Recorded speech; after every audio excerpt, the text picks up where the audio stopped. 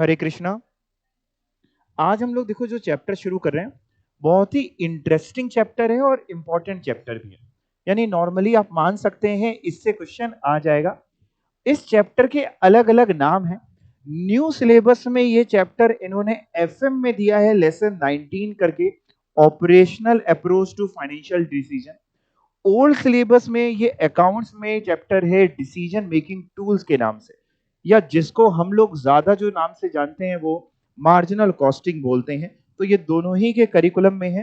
New syllabus में ये नाम यूज है operational approach to financial decision जो एफएम में है, और ओल्ड सिलेबस के कॉस्ट एंड मैनेजमेंट अकाउंटिंग वाला जो चैप्टर वो टॉपिक है सब्जेक्ट है उसमें ये चैप्टर है decision making tool. I think lesson number 18 है शायद उसमें, तो दोनों में ही है।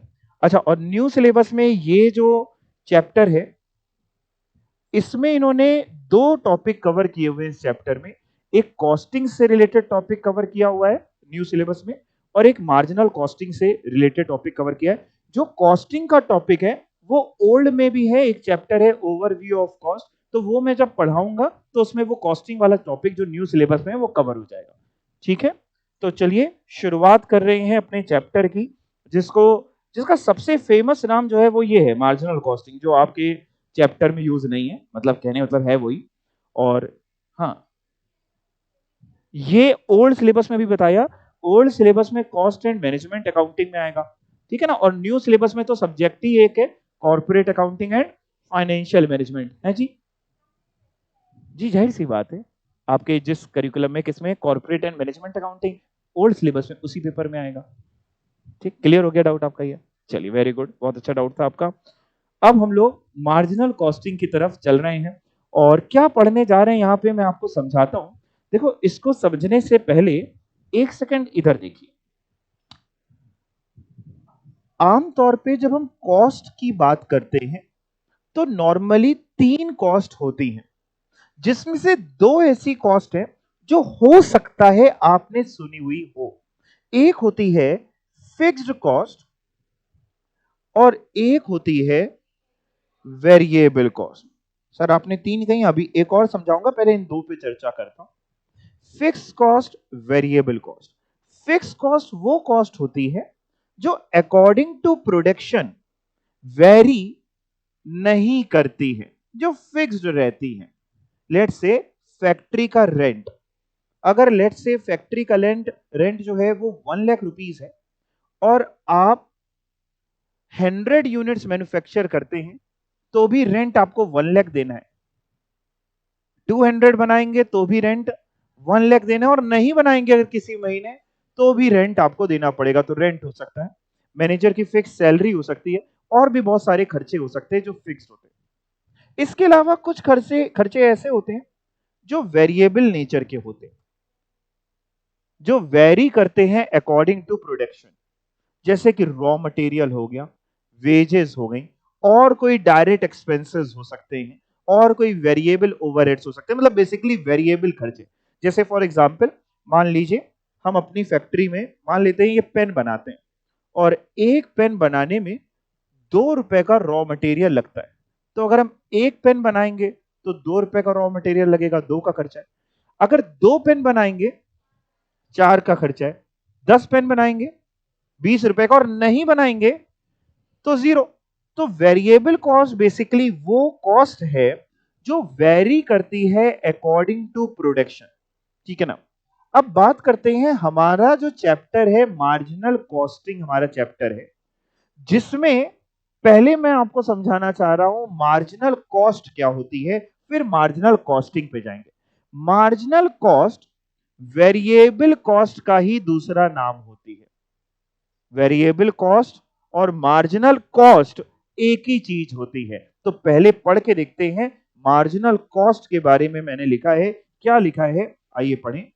This is the variable cost of 1 unit of product और service which would be avoided, जिसको आप अवॉइड कर सकते थे कब, if that unit were not produced और प्रोवाइडेड। मतलब अगर आप वो यूनिट नहीं बनाते, प्रोडक्शन नहीं करते, तो मार्जिनल कॉस्ट क्या हो जाती, जीरो। और मार्जिनल कॉस्ट का एक और नाम क्या हुआ, वेरिएबल कॉस्ट। तो यहां मैं लिख दे रहा हूं also known as variable cost.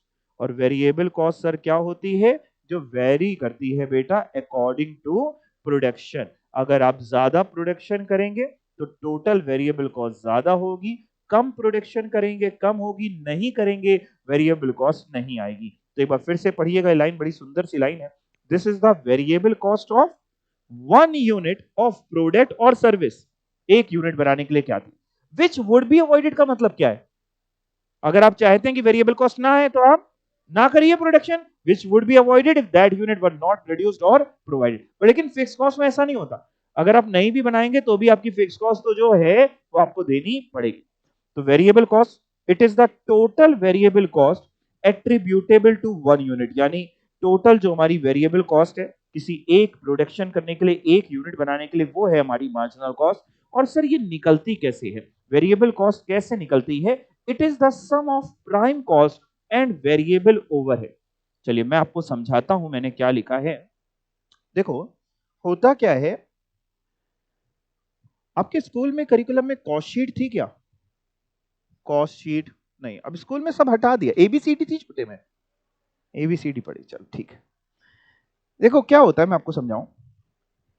एक होता है बेटा डायरेक्ट मटेरियल, दिख रहा है ग्रीन पेन से धुंधला तो नहीं हो रहा है, दिख रहा है ना? एक होता है डायरेक्ट मटेरियल। डायरेक्ट मटेरियल मतलब क्या होता है कि जैसे आप जो भी प्रोडक्ट बना रहे हैं उस प्रोडक्ट में जो मटेरियल यूज हो रहा है जो एसर्टेनेबल है, जैसे मोबाइल फोन बना रहे हैं तो मोबाइल में जो भी चिप लग रही है, स्क्रीन लग रही है, जो भी प्लास्टिक यूज हो रही है, वो सब है डायरेक्ट मटेरियल। और एक होती है direct wages. Direct wages sir क्या होती है? डायरेक्ट वेजेस मतलब वो वर्कर्स, वो लोग जो इस मोबाइल के प्रोडक्शन में इंगेज्ड हैं डायरेक्टली, जो इस मोबाइल को बना रहे हैं, मे बी वो इंजीनियर्स भी हो सकते हैं, वो लो ग्रेड के वर्कर्स भी हो सकते हैं, डायरेक्ट वेजेस। इसके अलावा डायरेक्ट एक्सपेंसेस, अब मोबाइल फोन बनेगा तो कुछ मटेरियल भी लग सकते हैं, लेबर भी लग सकती है, और भी कुछ ऐसे खर्चे हो सकते हैं जो केवल इसी के लिए हो। मान लो हम कोई स्पेशल कैटेगरी का मोबाइल फोन बना रहे हैं, उसकी डिजाइन कराने के लिए हमें कोई खर्चा करना पड़ा, डिजाइनर बिठाना पड़ा, तो कोई ऐसा खर्चा जो प्रोडक्ट से एसोसिएटेड है, वो सब है डायरेक्ट खर्चे। तो जब भी हम डायरेक्ट खर्चों की बात करते हैं तो वो डायरेक्ट मटेरियल हो सकता है, डायरेक्ट लेबर हो सकता है, और डायरेक्ट एक्सपेंसेस हो सकते हैं। जब हम सारे डायरेक्ट खर्चों को जोड़ देते हैं तो जो फिगर आती है जिसको हम लोग बोलते हैं, उसको हम लोग कहते हैं प्राइम कॉस्ट आ गई। क्या आ गई? कभी भी आपसे कोई कहे प्राइम कॉस्ट का मतलब क्या है, तो प्राइम कॉस्ट का केवल इतना मतलब है direct material plus direct labour plus direct expenses. Sir एक बार डायरेक्ट मटेरियल आप जैसे कह रहे हैं, तो क्या केवल डायरेक्ट मटेरियल होते हैं कि और भी मटेरियल होते हैं? नहीं बेटा, एक डायरेक्ट मटेरियल होते हैं, एक इनडायरेक्ट मटेरियल होते हैं। सर इनडायरेक्ट मटेरियल मतलब जैसे हम मोबाइल फोन बनाते हैं तो मोबाइल फोन बनाने के लिए जो चीजें लग रही हैं, जो डायरेक्टली उस प्रोडक्ट से एट्रीब्यूटेबल है, वो डायरेक्ट है। इनडायरेक्ट मटेरियल मतलब जैसे मान लीजिए हम अपनी फैक्ट्री में टूल्स यूज करते हैं, जो भी मान लीजिए हैमर है, हथौड़ी है, और भी जो भी हम औजार यूज कर रहे हैं, ये सब है इनडायरेक्ट मटेरियल। क्यों? क्योंकि वो इस प्रोडक्ट में थोड़ी ना, में हथौड़ी थोड़ी ना लग के आती है साथ में, आप समझ रहे हैं? मान लीजिए स्क्रू ड्राइवर यूज हो रहा है, तो वो सब है इनडायरेक्ट मटेरियल, वो यहां नहीं जुड़ते प्राइम कॉस्ट में। ऐसे ही वेजेस की हमने बात करी, तो वेजेस भी दो तरीके की होती है, डायरेक्ट एक इनडायरेक्ट। वो बंदे जो प्रोडक्शन में इंगेज हैं, उनको जो हम वेजेस पे करते हैं वो डायरेक्ट वेजेस होती है। और इसके अलावा भी तो और भी तो बंदे होंगे हमारी फैक्ट्री में, एक होगा जो क्लीनिंग का काम करता होगा, मेंटेनेंस संभालता होगा, सिक्योरिटी गार्ड होगा, स्टोर कीपर होगा, पानी पिलाने वाला होगा। ये सब डायरेक्टली प्रोडक्शन में एंगेज नहीं है, लेकिन अगर ये लोग नहीं होंगे तो भी काम नहीं चल पाएगा। सिक्योरिटी गार्ड नहीं बैठा है तो कोई भी अंदर आ जाएगा, माल चोरी हो जाएगा। तो ये होते हैं इनडायरेक्ट वेजेस। सेम तरीके से एक्सपेंसेस, तो कुछ एक्सपेंसेस जो प्रोडक्ट से एसोसिएटेड है वो डायरेक्ट, कुछ एक्सपेंसेस जो एसोसिएटेड नहीं है, हमने सब में समोसे बंटवा दिए, तो ये खर्चे तो हैं लेकिन ये इनडायरेक्ट एक्सपेंसेस हैं। तो डायरेक्ट मटेरियल, डायरेक्ट लेबर या डायरेक्ट वेजेस भी आप इसको बोल सकते हैं, और डायरेक्ट एक्सपेंसेस, इन तीनों को जोड़ दें तो ये प्राइम कॉस्ट आती है। सर अब कौन से खर्चे बच गए? अब बच गए इनडायरेक्ट खर्चे, जो डायरेक्टली प्रोडक्शन से एसोसिएटेड नहीं है। जितने इनडायरेक्ट खर्चे होते हैं ना, इनका एक और अच्छा सा नाम होता है ओवरहेड्स। इनका एक और नाम क्या होता है? ओवरहेड्स। और इनडायरेक्ट खर्चे भी दो तरीके के होते हैं, एक फिक्स्ड इनडायरेक्ट खर्चे होते हैं और एक वेरिएबल इनडायरेक्ट खर्चे होते हैं। वेरिएबल इनडायरेक्ट खर्चे यानी वेरिएबल ओवरहेड, फिक्स्ड इनडायरेक्ट खर्चे यानी फिक्स्ड ओवरहेड। तो जब हम वेरिएबल कॉस्ट की बात कर रहे हैं, जब हम वेरिएबल कॉस्ट की बात कर रहे हैं, तो जो डायरेक्ट मटेरियल होता है ये भी वेरिएबल कॉस्ट का पार्ट होता है, डायरेक्ट वेजेस भी वेरिएबल होती हैं। क्यों? क्योंकि सर प्रोडक्शन ज्यादा करेंगे, वेजेस ज्यादा पे करनी पड़ेंगी, कम लेबर रखनी पड़ेंगे, कम प्रोडक्शन करेंगे। सेम तरीके से डायरेक्ट एक्सपेंसेस भी वेरिएबल कॉस्ट होती है। प्राइम कॉस्ट यानी टोटल इनका ये वेरिएबल कॉस्ट का पार्ट है। सर क्या पूरी वेरिएबल कॉस्ट जो है वो प्राइम कॉस्ट है? नहीं बेटा, अभी इसमें एक खर्चा वेरिएबल और जुड़ना बचा है। कौन सा? Variable overhead. तो जब हम प्राइम कॉस्ट में वेरिएबल ओवरहेड को जोड़ देते हैं, अब जो आता है ये कहलाती है वेरिएबल कॉस्ट। फिर से सुनिए, जितने भी वेरिएबल खर्चे हैं सबको जोड़ के जो आता है वो होती है वेरिएबल कॉस्ट या मार्जिनल कॉस्ट। कॉस्टिंग नहीं बोल रहा हूं, मार्जिनल कॉस्ट या वेरिएबल कॉस्ट। तो हम सिंपली फॉर्मूले फॉर्म में ये कह सकते हैं कि variable cost is equal to, अगर लिखना चाहें फॉर्मूले में, वैसे मैंने आपकी शीट में लिखा है, आप सिर्फ देखिए, variable cost is equal to direct material plus direct wages बोल लो या डायरेक्ट लेबर भी आप इसको बोल सकते हो, प्लस डायरेक्ट एक्सपेंसेस, और प्लस एक चीज और क्या करनी पड़ेगी बताओ, वेरिएबल ओवरहेड्स। और उसी में अगर हम इन तीन को एक साथ बोलें तो क्या बोल सकते हैं? तो हम ये भी कह सकते हैं नहीं, variable cost is equal to prime cost plus variable overhead. बात गई दिमाग में? अब पढ़ के देखिए, ये बात मैंने लिखी है, यहां लिखी, आप बिल्कुल टेंशन ना लें, यहां सब लिख दिया आपके लिए। मार्जिनल कॉस्ट का एक और नाम वेरिएबल कॉस्ट भी कहते हैं, मार्जिनल कॉस्ट कहिए या वेरिएबल कॉस्ट कहिए। और निकलती कैसे है सर? निकलने का तरीका है prime cost plus variable overhead. और प्राइम कॉस्ट क्या होती है सर? प्राइम कॉस्ट को मैंने नीचे ऐसे लिख दिया है कि आप प्राइम कॉस्ट की जगह direct material, direct labour plus direct expenses word भी यूज कर सकते हैं।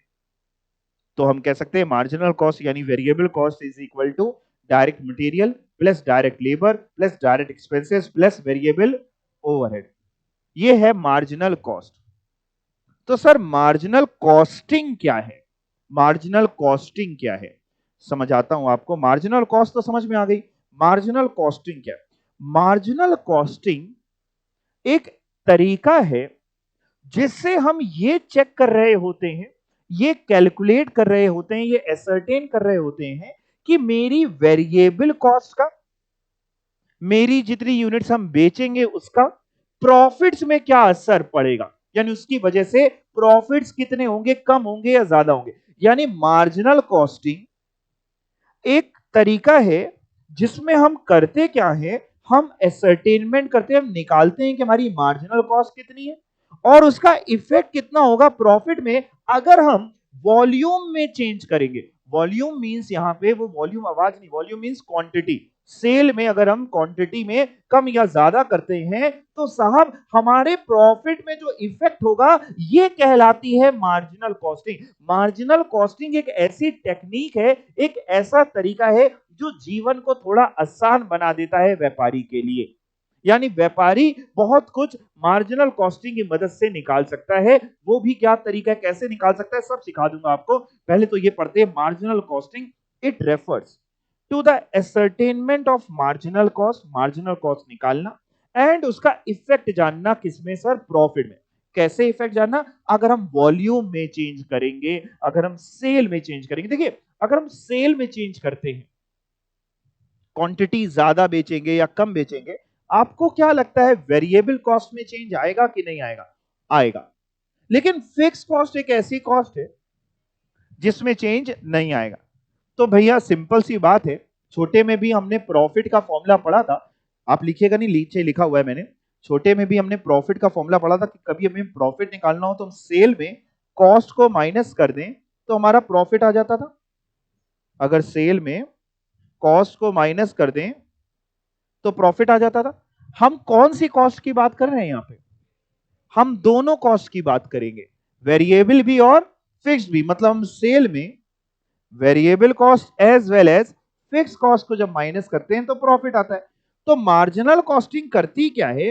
मार्जिनल कॉस्टिंग ये डिफरेंशिएट करती है कि आपकी जो टोटल कॉस्ट है इसमें कितनी वेरिएबल है और कितनी फिक्स्ड है। पढ़ के देखते हैं। It refers to ascertainment of marginal cost, effect on profit of change in volume or type of output. Sir ये क्या है? टाइप ऑफ आउटपुट का मतलब क्या है?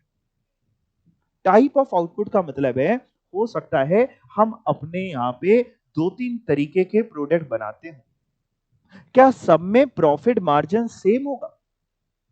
हो सकता है मोबाइल फोन भी बेचते हो बना के, पेन भी बेचते हो, पेन बेचने में 2 रुपए का प्रॉफिट आता है, मोबाइल फोन बेचने में 20 रुपए का प्रॉफिट आता है, 2000 का प्रॉफिट आता है, कुछ भी मान लीजिए। तो जाहिर सी बात है, आप अगर लेट से पहले 100 मोबाइल फोन बेचते थे और 100 पेन बेचते थे, अब आप कह रहे हैं कि सर हम एक काम करते हैं 150 मोबाइल फोन बेचेंगे और 50 पेन बेचेंगे, क्या प्रॉफिट सेम होगा कि आपका बढ़ जाएगा? बढ़ जाएगा। यानी आप प्रोडक्ट को अगर डिफरेंशिएट करेंगे, टाइप ऑफ आउटपुट को अलग कर देंगे, आपके प्रॉफिट्स में फर्क आएगा। तो यानी ये करता क्या है, ये निकालता है कि प्रॉफिट में क्या फर्क आएगा अगर वॉल्यूम में चेंज हो या टाइप ऑफ आउटपुट में चेंज हो। और कैसे निकालता है सर? डिफरेंशिएट करता है फिक्स कॉस्ट कितनी है, और क्योंकि जब तक ये डिफरेंशिएट नहीं करेंगे, हम ये अलग अलग नहीं करेंगे, तब तक हम निकाल ही नहीं पाएंगे। क्यों? क्योंकि अगर प्रोडक्शन बढ़ेगा तो वेरिएबल कॉस्ट तो बढ़ेगी, लेकिन फिक्स कॉस्ट सेम रहेगी। फिक्स कॉस्ट तो वही है जो सेम रहेगी, तो इसलिए हमें अलग अलग करना पड़ता है। यानी हम कह सकते हैं मार्जिनल कॉस्टिंग, इस लाइन को अंडरलाइन कर लीजिए, मार्जिनल कॉस्टिंग रिलेशनशिप बताता है किसके किसके बीच में सर? प्रॉफिट के एंड वॉल्यूम ऑफ आउटपुट। यानी अगर सेल में चेंज करेंगे कम या ज्यादा तो प्रॉफिट में क्या फर्क पड़ेगा, किसको सब दिमाग में रख के? सेल में चेंज करेंगे तो प्रॉफिट में क्या फर्क पड़ेगा ये बताता है, बट किसको दिमाग में रख के? कॉस्ट को दिमाग में रख के, वेरिएबल कॉस्ट और फिक्स कॉस्ट, तभी तो प्रॉफिट निकालता है। ओके, अब मैं आपको, जो मैंने आपको 2 कॉस्ट समझाई, एक फिक्स कॉस्ट समझाई और एक वेरिएबल, वैसे हैं 3, मैंने तीनों यहां लिखी हैं। आओ एक एक करके जरा चर्चा करते हैं। सबसे पहले फिक्स कॉस्ट। फिक्स कॉस्ट कौन सी होती है? Fix cost are those cost which are fixed and do not vary with the level of, यानी अगर आप प्रोडक्शन कम कर लें, ज्यादा कर लें, आमतौर पे जल्दी फिक्स कॉस्ट चेंज नहीं होती। अगर आप फिक्स कॉस्ट को डेलिब्रेटली चेंज करेंगे तो चेंज होगी। मतलब जैसे आपकी फैक्ट्री का रेंट है 1,00,000 रुपीज, लेकिन अगर लैंडलॉर्ड ने कहा है कि लेट से 1 साल बाद हम इसको 1,05,000 कर देंगे तो चेंज होगा। डेलिब्रेटली चेंज करेंगे तो चेंज होगा। लेकिन हम लोग क्या मान के पढ़ते हैं? फिक्स कॉस्ट फिक्स रहती है एक सर्टेन पीरियड तक। आप समझ रहे हैं ना मेरी इस बात को? जीवन भर फिक्स नहीं रहती है। तो ओके, फिक्स कॉस्ट और those cost which are fixed and do not vary with the level of output. Fix cost always remain the same. इस लाइन का बच्चा कोई मतलब बता सकता है क्या? कोई बच्चा? Fix cost always remain the same even at zero level of output, मतलब प्रोडक्शन नहीं करेंगे, जीरो लेवल ऑफ आउटपुट होगा तो भी फिक्स कॉस्ट होगी। एग्जाम्पल, मैनेजर की सैलरी, रेंट, टैक्सेस एक्सेट्रा। यहां मैं जो टैक्सेस की बात कर रहा हूं, ये म्युनिसिपल टैक्सेस वगैरह की बात कर रहा हूं, फैक्ट्री वगैरह का जो म्युनिसिपल टैक्सेस वगैरह घर पे जैसे हाउस टैक्स, वाटर टैक्स वगैरह जाता है, उन टैक्सेस की तो आप करें या ना करें वो आपको देना पड़ेगा। नोट है वो बाद में पढ़ेंगे, पहले वेरिएबल कॉस्ट पढ़ते हैं। Variable cost are those cost which are not fixed। देखने कितना अच्छा लिखा है। And change with the change in variable cost. Zero होगी अगर आप जीरो लेवल ऑफ आउटपुट बनाएंगे, तो नहीं बनाएंगे तो variable cost zero. Example, power. Power means वो बिजली, देखिए इसमें भी क्या होता है, पावर में और इलेक्ट्रिसिटी में, लाइटिंग वगैरह में, इन दोनों में अंतर होता है। पावर जब हम लोग बोलते हैं तो हम लोग नॉर्मली उस बिजली के खर्चों की बात कर रहे होते हैं जो मशीन्स वगैरह में लग रही है। जो मशीन चल रही है तो बिजली लग रही, मशीन नहीं चलेगी तो नहीं लगेगी। और एक होता है कॉमन लाइटिंग वगैरह, वो नॉर्मली आपको देनी पड़ती है। अगर फैक्ट्री खुल भी रही है, ऑफिस खुल रहा है तो लाइट्स, पंखा वगैरह।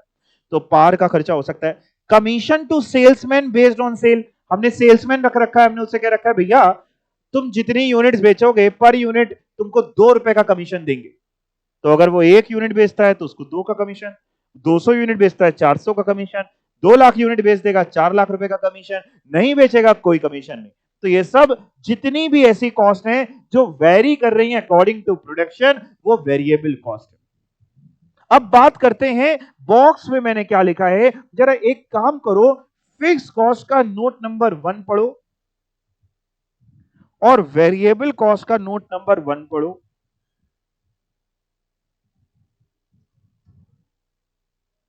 फिक्स कॉस्ट का नोट 1, वेरिएबल का नोट 1।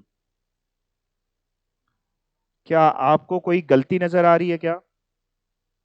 कोई मिस्टेक अगर नजर आ रही हो तो बताना, हम लोग सही कर लेंगे, कोई बात नहीं। हम भी इंसानी हैं, गलतियां हो जाती हैं। उल्टा लिखा हुआ है भाई, फिक्स कॉस्ट में लिखा हुआ है कि fix cost per unit of output will change with the level of output. जब तो अभी आपने सीखा कि फिक्स कॉस्ट वो होती है जो चेंज नहीं होती, और वेरिएबल में लिखा हुआ है कि the variable cost per unit of output will remain same. तो वहां पे ऊपर क्या कर ले, सही करने के लिए क्या करें आप बताओ। यहां लिखा है fix cost per unit of output will change, will और चेंज के बीच में क्या लगा लें, तो विल अगर नॉट लगा लेंगे तो ये लाइन सही हो जाएगी, fix cost per unit will not of per unit of output will not change with the level of output. देखिए मैं आपको समझाता हूं, ये दोनों लाइनें जो मैंने लिखी हैं ये दोनों सही हैं, इसमें कोई चेंज करने की जरूरत नहीं है। सर ऐसे कैसे सही है, यहाँ लिखा है वेरिएबल कॉस्ट सेम होती है, फिक्स कॉस्ट चेंज होती है, उल्टा लिखा है सर। नहीं, मैं आपको समझाता हूँ, एग्जाम्पल से समझाता हूं, ध्यान से सुनना। मान लीजिए हम अपने यहां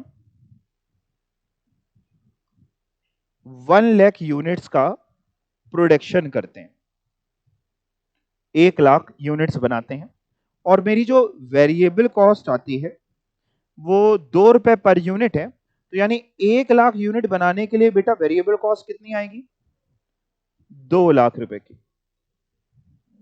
और मेरी जो फिक्स कॉस्ट है, मान लेते हैं मेरी फिक्स कॉस्ट 5 लाख रुपीस की है, ये हमने एज्यूम किया 5 लाख रुपए की फिक्स कॉस्ट, यानी मेरी टोटल कॉस्ट 1 लाख यूनिट्स को बनाने के लिए 7 लाख आई। यहां तक कोई दिक्कत। अगले साल क्या हुआ, हमने और मेहनत करी, हमने मार्केट में जाके अपने प्रोडक्ट के बारे में लोगों को और समझाया, मार्केट में डिमांड बढ़ाई, अपना प्रोडक्शन बढ़ाया, और नेक्स्ट ईयर मैंने अपना प्रोडक्शन 2 लाख यूनिट्स कर दिया। 2 लाख यूनिट्स हमने अपना प्रोडक्शन कर दिया। अगर अगले साल 2 लाख यूनिट्स का प्रोडक्शन किया तो अगले साल जो वेरिएबल कॉस्ट होगी वो सेम रहेगी कि चेंज होगी, 2 लाख यूनिट्स इंटू 2, यानी पहले 2 लाख रुपीस थी, अब कितनी हो जाएगी, अब 4 लाख हो जाएगी। और फिक्स कॉस्ट वही 5 लाख रहेगी। तो टोटल कॉस्ट अगर कोई मेरे से पूछता है तो 9 लाख होगी। यानी एक चीज तो जो नोट करने वाली है वो ये है कि प्रोडक्शन डबल हुआ है, लेकिन टोटल कॉस्ट आप देखिए तो डबल नहीं हुई है। प्रोडक्शन पहले 1 लाख था, इससे जो सीखने वाली चीज है उसमें एक चीज तो ये है, पहले प्रोडक्शन 1 लाख था, अब प्रोडक्शन 2 लाख यूनिट्स का है। पहले टोटल कॉस्ट 7 लाख थी, बट अब 14 लाख नहीं है, 9 लाख है। अच्छा सर, इसके अलावा अगर मैं आपसे कहूं कि यहां पे मैं फिक्स कॉस्ट पर यूनिट निकालना चाहता हूं, तो मैं फिक्स कॉस्ट पर यूनिट कैसे निकाल सकता हूं भाई। टोटल फिक्स कॉस्ट मेरी कितनी है, 5 lakh, divide by number of units हमने कितनी बनाई थी, 1 लाख, यानी फिक्स कॉस्ट पर यूनिट मेरी होती है 5 रुपीज, रुपीज 5 पर यूनिट। ऐसे यहीं पे ही अगर हम वेरिएबल कॉस्ट पर यूनिट निकालना चाहें तो वेरिएबल कॉस्ट पर यूनिट भाई 2 लाख रुपीस की टोटल वेरिएबल कॉस्ट है, डिवाइड बाई कितनी नंबर ऑफ यूनिट्स, 1 लाख, यानी ₹2 पर यूनिट। और अगर हम ये बगल वाले में आ जाएं तो इसमें अगर हम निकालना चाहें फिक्स कॉस्ट पर यूनिट, तो यहां पे फिक्स कॉस्ट है तो 5 लाख रुपीस, पर यूनिट निकालने के लिए डिवाइड करना पड़ेगा, यहां पे 2 लाख यूनिट्स हमने बनाई हैं। तो आप देखिए तो ये कितनी आएगी, 2.5 रुपीस पर यूनिट। और अगर वेरिएबल कॉस्ट पर यूनिट हमें निकालनी है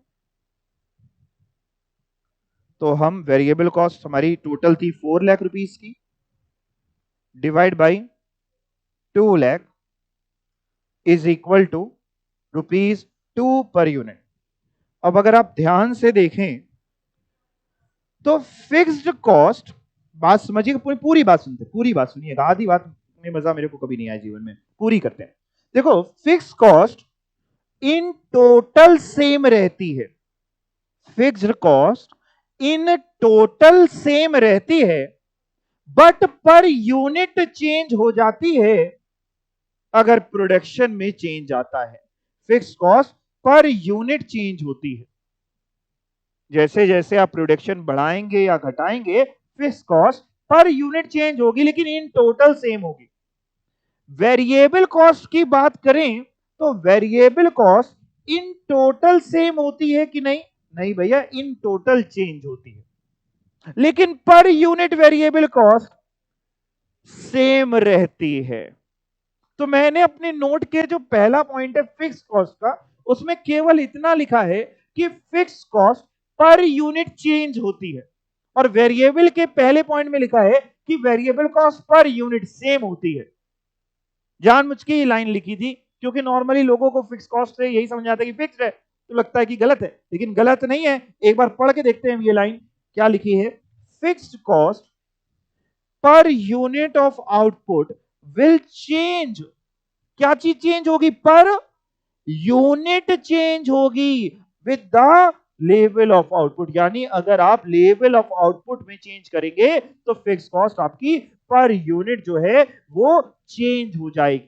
इन शॉर्ट हम कह सकते हैं fix cost in total same रहती है, पर यूनिट चेंज होती है। वेरिएबल का जो पहला पॉइंट है उसमें लिखा है variable cost per unit of output will remain. बात समझ में आ गई ना अब आपको? यानी variable cost in total change होती है, पर यूनिट सेम रहती है। क्लियर हो गया? ये आपको नोट करने की जरूरत लग रही है तो कर सकते हैं। नोट करना है क्या? ये एग्जांपल जो है करना है, कर लीजिए, फटाफट करिएगा। कुछ पूछना है तो भी पूछ लीजिएगा।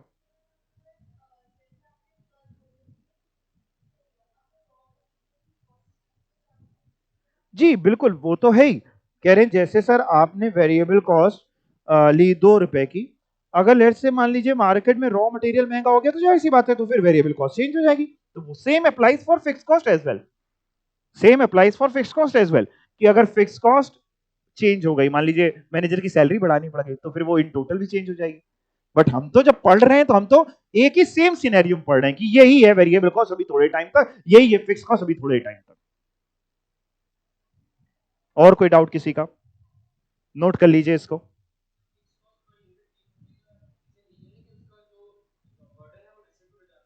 फिक्स कॉस्ट पर यूनिट देखो इसलिए चेंज हो रही है जब आप प्रोडक्शन बढ़ाते हो।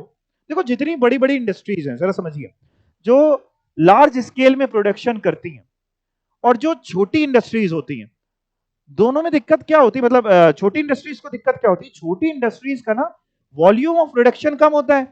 अच्छा, वॉल्यूम ऑफ प्रोडक्शन जब कम होता है तो फिक्स कॉस्ट का जो बर्डन होता है वो कम यूनिट्स पे पड़ा, तो पर यूनिट फिक्स कॉस्ट उनकी बढ़ गई। वहीं बड़ी बड़ी इंडस्ट्रीज ज्यादा प्रोडक्शन करती हैं, फिक्स कॉस्ट कम हो जाती है, उनकी कॉस्टिंग कम हो जाती है। आज का जो कॉम्पिटिटिव जमाना है वहां पे आप सेलिंग प्राइस बहुत ज्यादा हाई नहीं कर सकते। तो आपको प्रॉफिट्स अगर कमाने हैं तो आपको अपनी कॉस्ट पे खेलना पड़ेगा कि एट द सेम टाइम आपकी कॉस्टिंग कम हो जाए और क्वालिटी भी खराब ना हो प्रोडक्ट की। तो कॉस्ट कम होने का एक सबसे बड़ा अच्छा तरीका क्या है कि आप वॉल्यूम पे खेलिए। वॉल्यूम पे खेलने का मतलब देखिए, जैसे मान लीजिए एक होलसेलर होता है, एक रिटेलर होता है, किसी भी प्रोडक्ट का होलसेलर रिटेलर आप जानते हैं। माल सस्ता कौन बेचता है? होलसेलर। कम प्रॉफिट मार्जिन कौन रखता है? होलसेलर। ज्यादा प्रॉफिट मार्जिन कौन रखता है? रिटेलर। लेकिन तब भी at the end of the day normal cases में ज्यादा कौन कमा के निकल जाता है? होलसेलर। क्यों? होलसेलर वॉल्यूम में खेलता है। होलसेलर एक एक दो दो प्रोडक्ट नहीं बेचता। आप पेन खरीदने का अगर एक पेन नहीं, हम एक बॉक्स बेचते हैं एक साथ, तो उससे एक लोग नहीं कई लोग खरीदने आ रहे हैं, तो वो ज्यादा कमा करके निकल जाता है। तो सेम बात है यहाँ पे कि जितनी बड़ी बड़ी इंडस्ट्रीज है, इनकी एक लेवल के बाद फिक्स कॉस्ट तो सेम ही है, बट जब आप प्रोडक्शन बढ़ा रहे हो आपकी फिक्स कॉस्ट पर यूनिट कम हो रही है, तो आपकी ओवरऑल जो कॉस्ट है वो कम होती जा रही है। क्लियर? तो फिक्स कॉस्ट, वेरिएबल कॉस्ट दोनों कंपोनेंट हैं और फैक्ट्रीज दोनों चाहती हैं।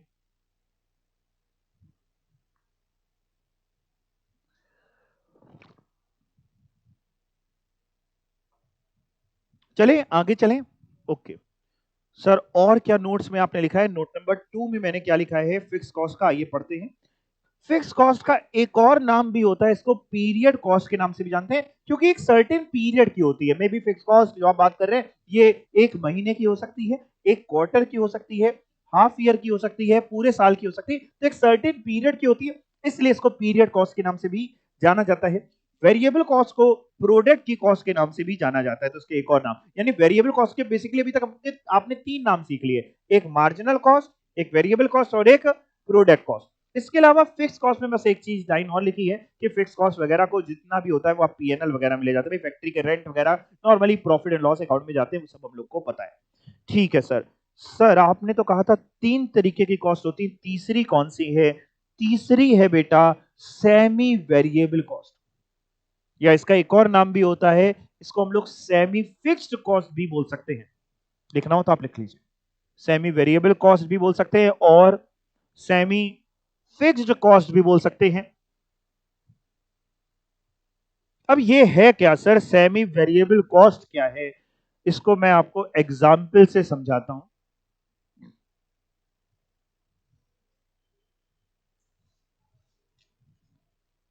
जैसे मान लीजिए आपने कहीं पे जाने के लिए एक टैक्सी बुक करी, तो बहुत सारी कंपनियां हैं, ओला उबर वगैरह, जो भी, आपने एक टैक्सी बुक करी, वो टैक्सी वाला आपके दरवाजे आया, आप उसमें बैठे, थोड़ा सा आगे बढ़े, आपने कहा बस बस भैया रोक दो, यहीं जाना था, 2 मकान छोड़ के जाना था, कौन जाए चल के, इसलिए हमने बुक कर ली थी। अब आपसे, और अगर किलोमीटर वाइज देखें तो लेट से अभी 100 मीटर भी नहीं हुआ था, किलोमीटर तो छोड़ ही दीजिए, मतलब, तो आपसे वो बंदा पैसे लेगा कि नहीं लेगा? लेगा। कितने लेगा? अब आपने कहा भाई 1 किलोमीटर के तुम लेते हो लेट से 10 रुपए पर किलोमीटर लेते हो फॉर एग्जाम्पल, तो ये तो अभी केवल 100 ही मीटर हुआ है, तो एक काम करते 1 रुपए ले लो। 1 रुपए लेगा? नहीं। वो आपसे एक तो लेता है, नॉर्मली जो टैक्सीज वाले होते हैं वो एक तो लेते हैं फिक्स्ड चार्ज, कि सर हमको, जैसे आपकी जब शादी आदि होगी, मान लीजिए आप गाड़ी बुक करते हैं, तो एक होता है उनका फिक्स चार्ज कि हमको सर 1000 रुपए तो एक दिन का चाहिए ही चाहिए, प्लस जितनी गाड़ी चलेगी 10 रुपए पर किलोमीटर आप और दे दीजिएगा। 1000 तो चाहिए ही चाहिए, 1000 रुपए आपके यहां अंदर गाड़ी आ रही है तो 1000 तो हमको फिक्स चाहिए, प्लस जितनी गाड़ी चलेगी 10 रुपए पर किलोमीटर, 12 रुपए, 15 रुपए, जो भी है, आप हमको इतना दे दीजिएगा। अब सपोज करिए, मान लीजिए, यही डेटा ले लेते हैं, मान लीजिए क्या कह रहा है, वो कह रहा है हमको जो फिक्स्ड है हमारा फिक्स कॉस्ट, कितने रुपए चाहिए ही चाहिए? 1000 रुपए तो हमको चाहिए ही चाहिए, आपके यहां तक गाड़ी आएगी, 1000 हमको चाहिए ही, प्लस पर किलोमीटर और कितने चाहिए?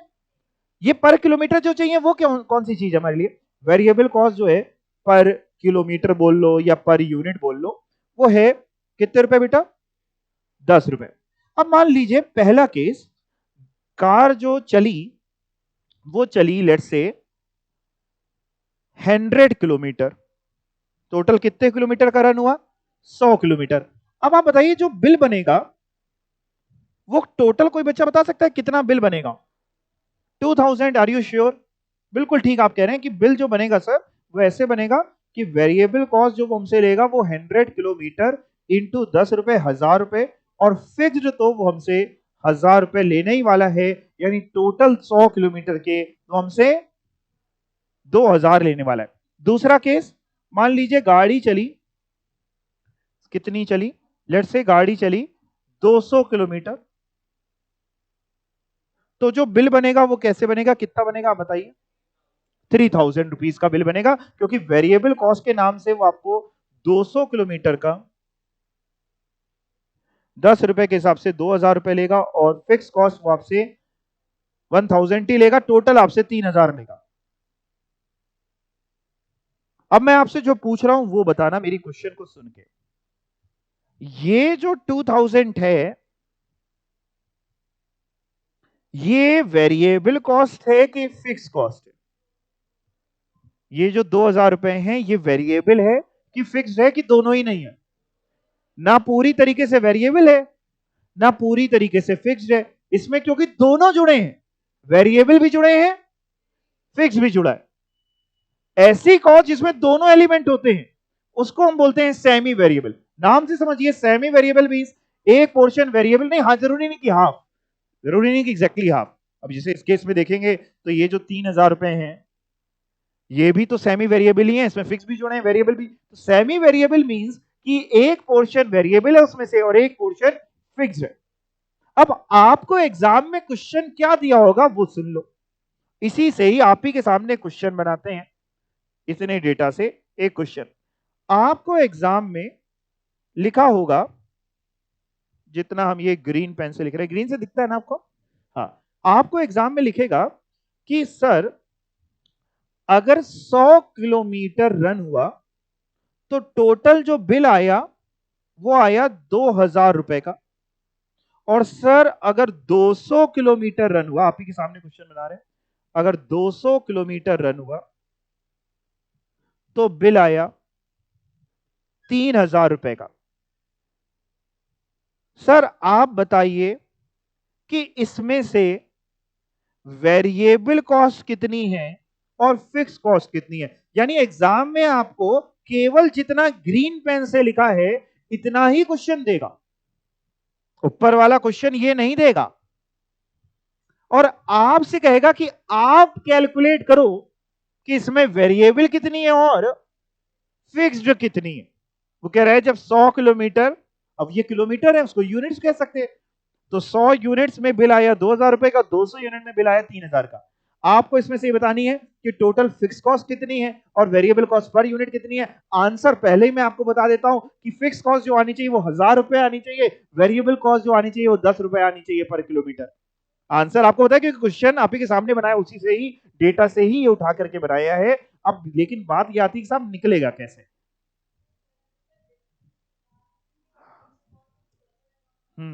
ओके, आधा आधा सही है, आप आधा आधा गलत, पूरा भी सही सटीक नहीं आया। कॉपी निकालिए, कोई टेंशन की बात थोड़ी ना, कोई जल्दी नहीं अपने को। कॉपी निकालिए, नोट करिए कि अगर 100 यूनिट्स में खर्चा है 2000 रुपए का, 200 यूनिट्स में खर्चा है 3000 का। लगाइए दिमाग, मैं नहीं सिखाना चाहता आपको कोई फॉर्मूला, लगाओ अपना दिमाग, देखते हैं किसके पास कितना दिमाग है। 100 यूनिट्स में 2000 रुपए का खर्चा है, 200 यूनिट्स में 3000 रुपए का खर्चा है, तो इसमें फिक्स कितना है, वेरिएबल कितना है, ये आपको अपना दिमाग लगा के निकालना है। करिए।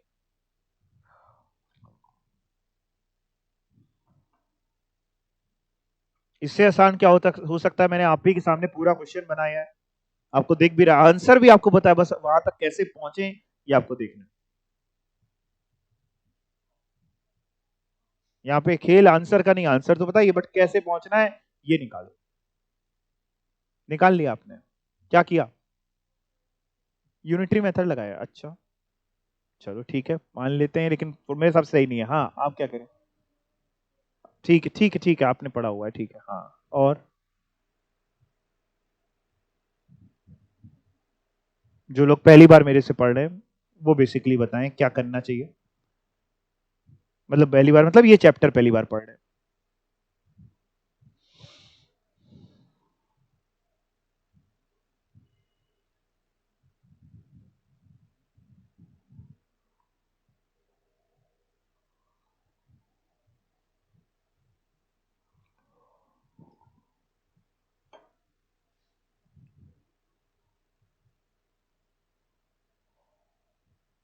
उसको निहारने से कुछ नहीं होगा, लिखिए उसमें कुछ ना कुछ, कुछ लिखिए, हाथ पैर मारिए, कोशिश करिए, गलत होगा इससे ज्यादा कुछ नहीं होगा। लेकिन जब तक हाथ पैर नहीं मारेंगे, निहारने से कुछ नहीं होता, इनको प्रैक्टिकल क्वेश्चंस में हाथ पैर चलाने पड़ते हैं।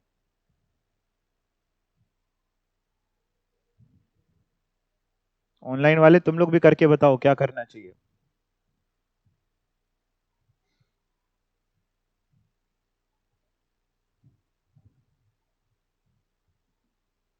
नहीं, फिक्स कॉस्ट भी बिल्कुल ईमानदारी हो सकता है, फिक्स कॉस्ट भी डायरेक्ट फिक्स कॉस्ट हो, और ये भी हो सकता है कि फिक्स कॉस्ट ओवरहेड भी हो, दोनों हो सकते हैं। इनडायरेक्ट फिक्स कॉस्ट भी हो सकती है, डायरेक्ट फिक्स कॉस्ट भी हो सकती है।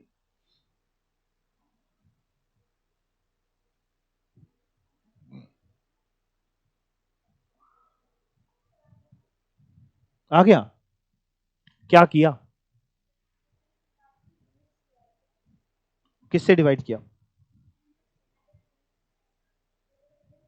तो क्या आया?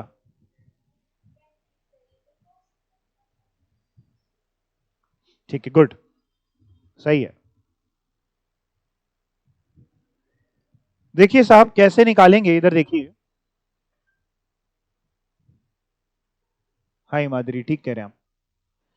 देखिए कैसे निकालेंगे, सिंपल सा तरीका है कि जब भी ऐसा डेटा दिया हो, यानी 100 किलोमीटर में या 100 यूनिट्स में 2000 रुपए, 200 यूनिट्स में 3000, एग्जाम में आप बैठे हैं और आपको इसमें से फिक्स्ड अलग करनी है और वेरिएबल, तो सबसे पहला काम क्या करेंगे, सभी सुनिए, जिनका आ गया वो भी सुनिए ध्यान से। सबसे पहला काम तो हम ये करेंगे, हम ये चेक करेंगे कि ये फिक्स कॉस्ट तो नहीं है, ये वेरिएबल कॉस्ट तो नहीं है। अगर ये फिक्स कॉस्ट नहीं होगी, ये वेरिएबल कॉस्ट भी नहीं होगी, तो सेमी वेरिएबल होगा। सर कैसे चेक करेंगे? देखो, अगर फिक्स कॉस्ट होती तो इन टोटल सेम होती, fix cost in total same होती, तो भाई यहां पे 2000 रुपए है और यहां पे 3000 है, यानी फिक्स कॉस्ट तो नहीं है। अब समझे, फिक्स कॉस्ट तो तब होती है जब दोनों जगह 2-2000 होते या दोनों जगह 3-3000 होते। फिक्स कॉस्ट अगर होती है तो इन टोटल सेम होती है। तो हम सबसे पहला काम करेंगे, देखने से ही पता चल जाएगा कि भैया फिक्स कॉस्ट तो नहीं है, क्योंकि इन टोटल चेंज हो रही है। फिर अगला काम क्या करेंगे, हम कोई फॉर्मूला पहले नहीं लगाएंगे, ये आपको कोई नहीं सिखाएगा ये बारीकियां, तभी बच्चे एग्जाम में गलती करते, बच्चे पता ही नहीं लगा पाते, बच्चे अंधाधुंध चलते जाते, भीड़ जहां जा रही चलो चलो भागो। नहीं, ऐसे नहीं करना है, आपको पहले चेक तो करें फिक्स है कि वेरिएबल है। दोनों नहीं होगी तो सेमी वेरिएबल है, तो फिक्स तो नहीं है, आप समझ गए। वेरिएबल सर कैसे चेक करेंगे? वेरिएबल कॉस्ट वो कॉस्ट होती है, अभी सिखाया, जो पर यूनिट सेम होती है।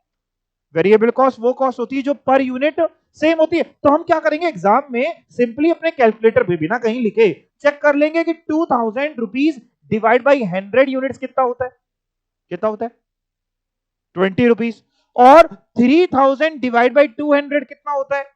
अगर ये भी 20 होता है तो हम कहेंगे वेरिएबल है फिर तो पूरी, और अगर नहीं होता है तो फिर वेरिएबल भी नहीं है। ये होता है 15, यानी वो हो रहा है 20 रुपए पर यूनिट, ये हो रहा है 15। लिखना नहीं है कहीं पे, सिर्फ चेक करवा रहा हूं आपको कि ये वेरिएबल भी नहीं है, क्योंकि अगर वेरिएबल कॉस्ट होता तो पर यूनिट सेम होता, दोनों जगह 15-15 आता या दोनों जगह 20-20 आता, जो भी। तो हम लोग ये कह सकते हैं कि जब ना ये फिक्स्ड है ना ये वेरिएबल है पूरी तरीके से, इसलिए ये क्या है, सेमी वेरिएबल। जब एग्जाम में इतना सोच लेना, तब क्या करना, तब ये करना, वेरिएबल कॉस्ट पर यूनिट कैसे निकालना, सिंपल सा काम करना, change in amount divided by change in units. Change मतलब डिफरेंस, यानी चेंज इन अमाउंट मतलब 3000 rupees minus 2000 rupees divide by change in units मतलब 200 यूनिट्स या किलोमीटर माइनस 100 किलोमीटर, तो ये होता है 1000 divided by 100, that is rupees 10 per unit. Variable cost per unit आ गई है 10 रुपए पर यूनिट।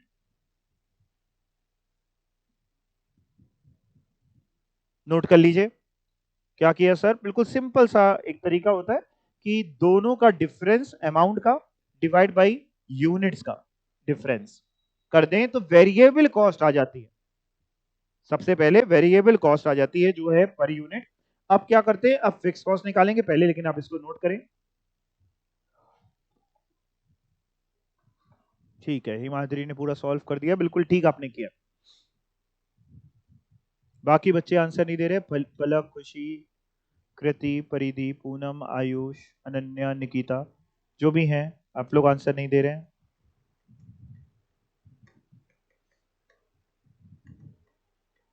कोई बात नहीं, समझ में आ रहा है ये बताइए, अब आ गया ना समझ में, अब तो निकल जाएगी वेरिएबल कॉस्ट अगर दोबारा आपको दिया जाए।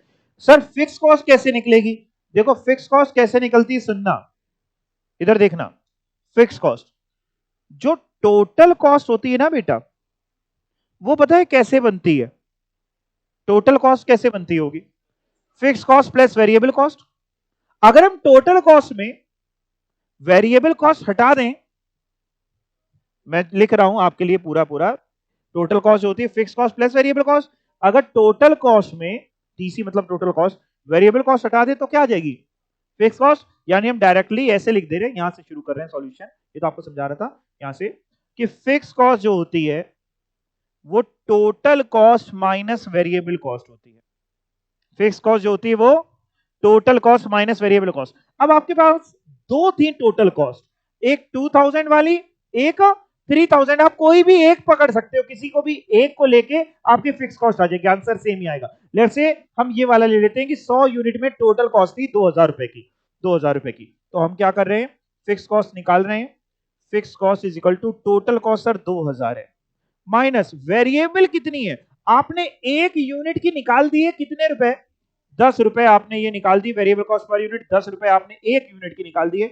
और हमारी 2000 रुपए में कितनी टोटल यूनिट्स थी, 100 यूनिट ही तो थी, तो यानी वेरिएबल कॉस्ट जो हो जाएगी वो हो जाएगी 1000 रुपए की 100 यूनिट के लिए, भाई 10 रुपए एक यूनिट के लिए तो 100 यूनिट के लिए 1000, यानी फिक्स कॉस्ट बचेगी 1000 रुपए। सर ये फिक्स कॉस्ट पर यूनिट आई, नहीं बेटा, फिक्स कॉस्ट ये इन टोटल आई है 1000 रुपए, और ये जो आई थी ये वेरिएबल कॉस्ट पर यूनिट आई थी। तो ये फिक्स कॉस्ट निकालने के लिए आप दोनों में से किसी में भी पुट कर सकते थे, ऊपर वाले में पुट किया तो भी 1000 रुपए आया, नीचे वाले में पुट करके देखेंगे तो भी 1000 आएगा, कुछ भी एक कर सकते हैं, कोई भी एक। पहले आप नोट करिए, फिर मैं नीचे वाले में पुट करके भी आपको चेक करा दूंगा फिक्स कॉस्ट कैसे निकलती है, नोट कर लो। आप पूरा पूरा लिखना, फिक्स्ड कॉस्ट पूरा लिखना, टीसी मत लिख के टोटल कॉस्ट पूरा लिखना, और वेरिएबल कॉस्ट यानी fix cost is equal to total cost minus variable cost. ठीक है, ओके, समझ आ रहा है। सर इसमें कैसे पता चला कि ये पूरी तरीके से फिक्स कॉस्ट नहीं है, हाँ खुशी एक बार और समझा रहा हूँ कैसे पता चला था कि पूरी तरीके से फिक्स नहीं है। देखो फिक्स कॉस्ट वो होती है बेटा जो इन टोटल सेम होती है, तो अगर हम देखें टोटल में तो ऊपर टोटल जो 100 यूनिट का खर्चा है वो 2000 रुपए, 200 यूनिट का 3000, तो वही सेम नहीं है ना, 2000 रुपए और फिर 3000।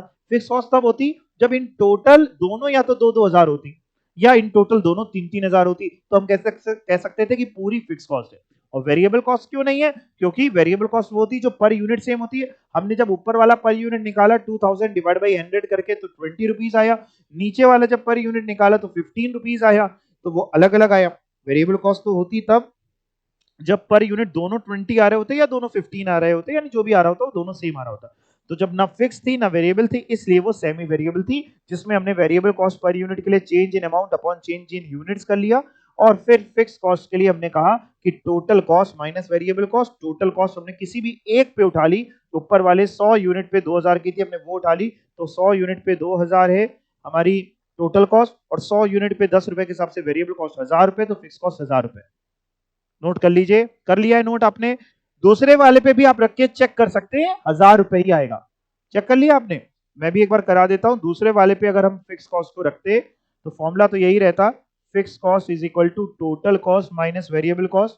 और दूसरे वाले मतलब सर आप किसको कहना चाह रहे हैं, ये बेटा 200 किलोमीटर पे जो खर्चा था वो कितना था, 3000। इस पे भी अगर हम रखते तो भी 1000 की ही फिक्स कॉस्ट आती। ये मैं आपको चेक करा रहा हूं सिंपली कि 3000 की total cost minus variable cost, एक यूनिट की 10 रुपए है इंटू 200 किलोमीटर, यानी वेरिएबल कॉस्ट जो आपकी हो जाएगी वो 200 किलोमीटर की 200 यूनिट की 2000 रुपए हो जाएगी। तो फिक्स कॉस्ट कितनी बची आपकी 1000। तो आप किसी एक में रख सकते हैं, इसमें रखेंगे तो भी 1000 रुपए फिक्स कॉस्ट, इसमें रखेंगे तो भी 1000 रुपए फिक्स कॉस्ट। यानी जब भी आपको सेमी वेरिएबल कॉस्ट दी होगी तो आपको उसमें से अलग अलग करना पड़ेगा कि वेरिएबल कितनी और फिक्स्ड कितनी है। बिना अलग अलग करे क्वेश्चन सॉल्व नहीं हो सकता। जब भी सेमी वेरिएबल होगी तो आपका सबसे पहला कर्तव्य क्या है, सबसे पहला धर्म है आपको अलग अलग करना कि फिक्स कितनी और वेरिएबल कितनी है। आपसे क्वेश्चन कहे या ना कहे अलग अलग करना पड़ेगा, नहीं तो उसके बिना आंसर नहीं आएगा। यहां तक समझ गए। अब इसी क्वेश्चन में मैं आपको एक चीज और बता दे रहा हूं कि मान लो जैसे उसने एग्जाम में आपको ये क्वेश्चन दिया, जितना ग्रीन पेन से लिखा है कि 100 यूनिट्स पे खर्चा है 2000 का और 200 यूनिट पे खर्चा है 3000 का, तो वो उसमें या तो ये पूछ सकता है कि सर हमको वेरिएबल कॉस्ट पर यूनिट बता दो या टोटल फिक्स कॉस्ट, या दोनों पूछ सकता है, तो वो आपको निकालनी आ गई। या फिर हो सकता है वो ये पूछ ले, दे इतना ही जितना ग्रीन पेन से लिखा है, वो ये पूछ ले कि सर इसी तरीके से अगर 500 किलोमीटर के लिए खर्चा निकालें, 500 यूनिट्स या 500 किलोमीटर, तो टोटल कितना खर्चा होगा ये बता दो। मतलब एग्जाम में वो आपसे क्या पूछ रहा है, ध्यान से सुनो। वो एग्जाम में कह रहा है कि सर 100 यूनिट के लिए जब 2000 रुपए का खर्चा है, 200 यूनिट के लिए 3000 का खर्चा है, तो 500 यूनिट के लिए कितना खर्चा होगा। तो आपको इसमें वेरिएबल तो अलग करनी ही पड़ेगी और फिक्स भी अलग करनी पड़ेगी। वेरिएबल कॉस्ट पर यूनिट जो आपने कर रखी है अलग 10 रुपए, फिक्स कॉस्ट 1000 रुपए, उसी के बाद आप ये 500 किलोमीटर का टोटल खर्चा निकाल पाओगे। निकालो जरा। 6000 सभी लोग 500 किलोमीटर पे टोटल खर्चा वेरिएबल आपके पास है 10 रुपए, फिक्स कॉस्ट आपके पास है 1000 रुपए, तो 500 किलोमीटर का जो टोटल खर्चा होगा वो 6000 रुपए होगा, ऐसा बच्चा बोल रहे हैं। और कैसे आएगा 6000? 500 इंटू 10 यानी 5000 की होगी वेरिएबल कॉस्ट और प्लस 1000 की फिक्स कॉस्ट, यानी इस पे अगर हमसे एग्जाम में पूछेगा तो हम कहेंगे 500 किलोमीटर का टोटल जो बिल आता वो 6000 रुपए आता।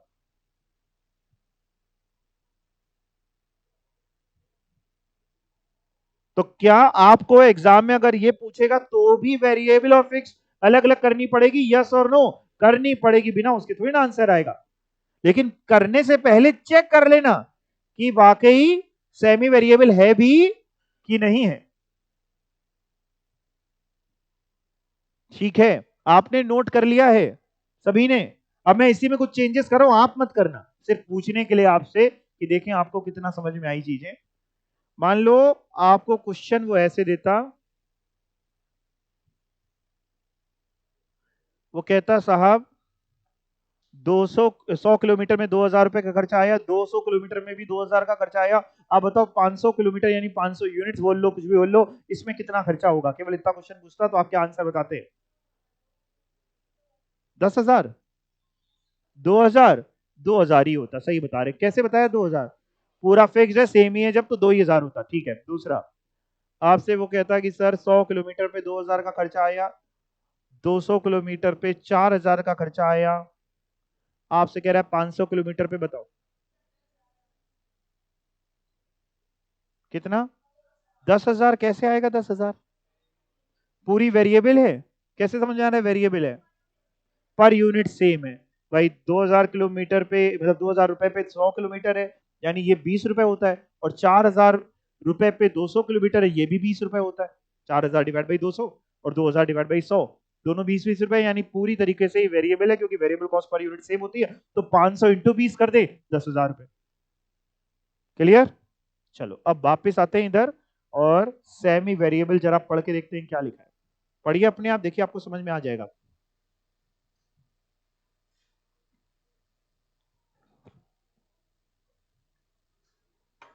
सेमी वेरिएबल कॉस्ट उसको कहते हैं जो एक लेवल तक फिक्स रहती है कि 1000 तो देने ही देने, फिर क्या हो जाती है वो वेरिएबल। जितना किलोमीटर चलाते जाओगे 10 रुपए पर किलोमीटर आपका बिल आता जाएगा।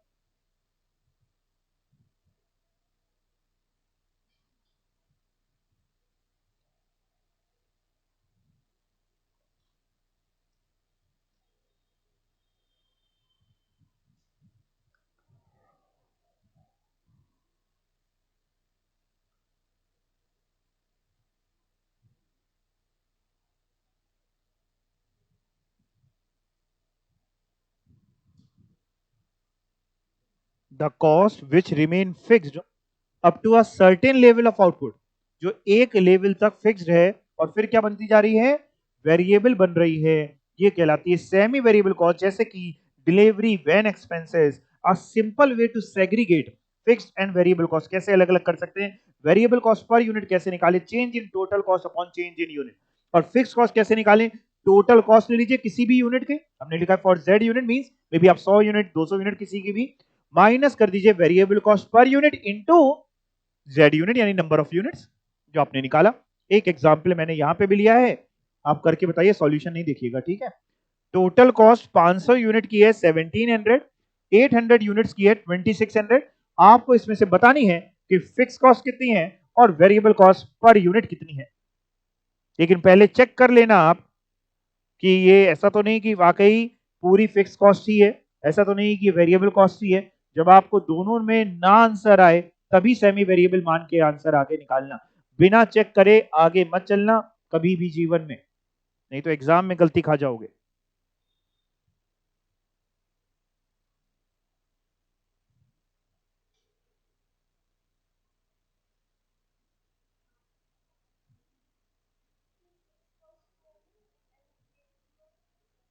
फिक्स कॉस्ट 200 और वेरिएबल कॉस्ट 3 पर यूनिट। सही है, बिल्कुल ठीक आपने निकाला है, गुड।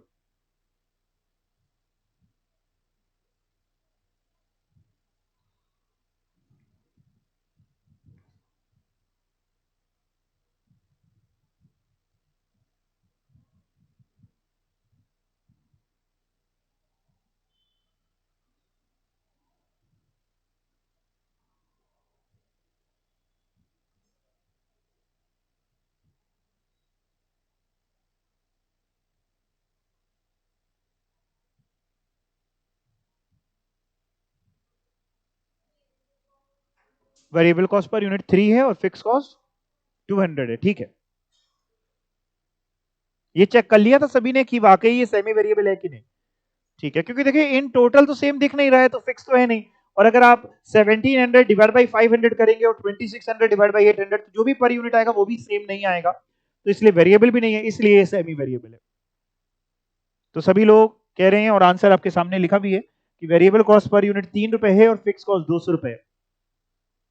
किसी का अगर ना आ पा रहा हो तो पूछ लीजिए, क्योंकि अगर कोई ना निकाल पा रहा हो तो पूछ लीजिए, मैं समझा दूंगा एक बार और। वैसे बहुत इजी है, करना कुछ नहीं है, डिफरेंस लेना है अमाउंट का, डिवाइड कर देना है डिफरेंस यूनिट का, तो वेरिएबल कॉस्ट पर यूनिट आ जाएगी।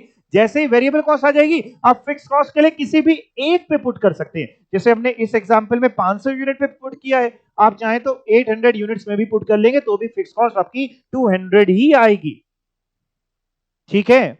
इसी में एक और क्वेश्चन मैं आपसे पूछना चाह रहा हूं एक्स्ट्रा,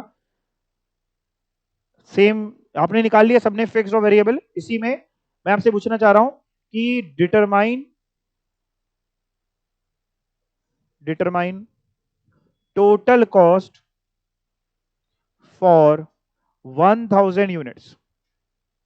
टोटल कॉस्ट बताइए 1000 यूनिट्स के लिए कितनी होगी, कितनी? 3200, 3200। 1000 यूनिट के लिए टोटल कॉस्ट कितनी होगी? 3200, क्योंकि 1000 इंटू 3000 रुपए की वेरिएबल और 200 की फिक्स, 3200 रुपए। 3200 आप लोग सभी लोग सही बोल रहे हैं। चलें आगे, अब आइए यहां पे मार्जिनल कॉस्टिंग में बड़ा आसान तरीका सिखा रहा हूं आपको।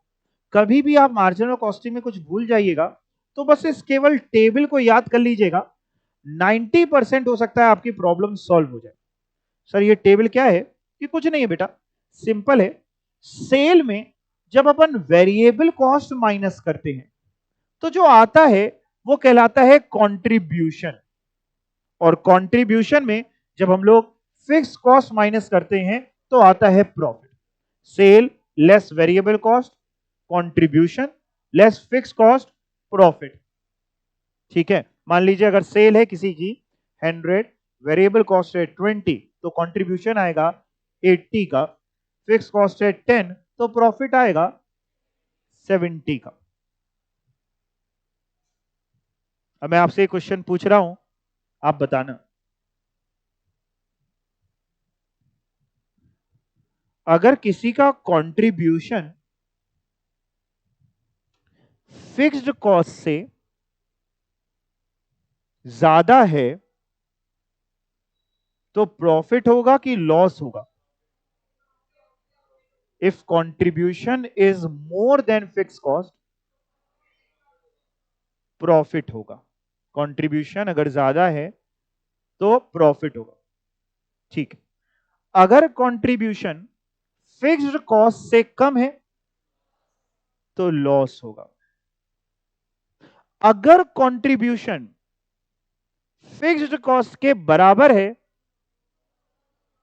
नो प्रॉफिट नो लॉस होगा।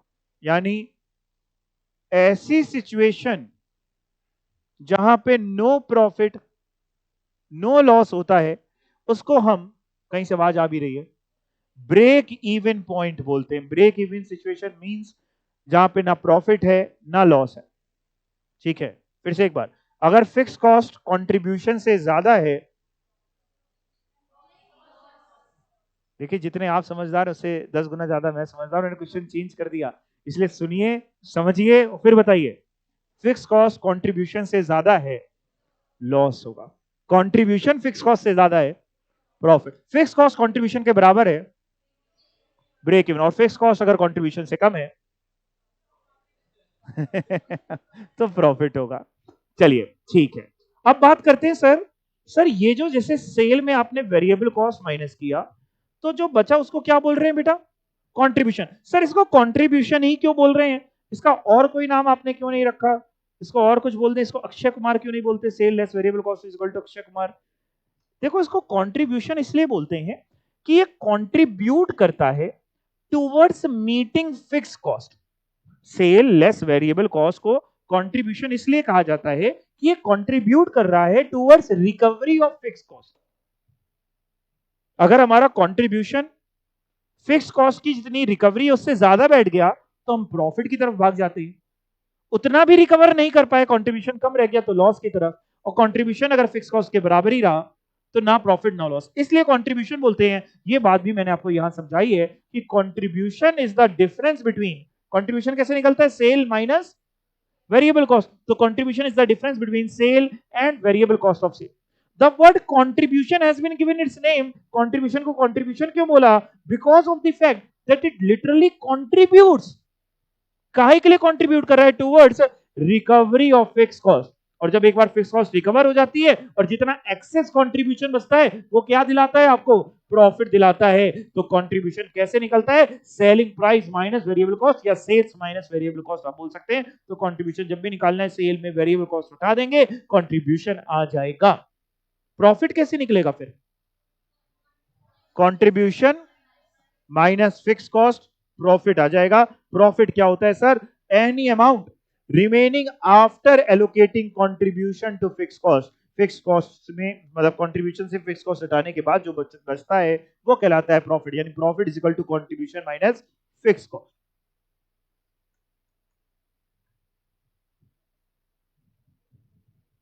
इधर देखिए, सेल माइनस वेरिएबल कॉस्ट जो आता है वो क्या कहलाता है, कंट्रीब्यूशन।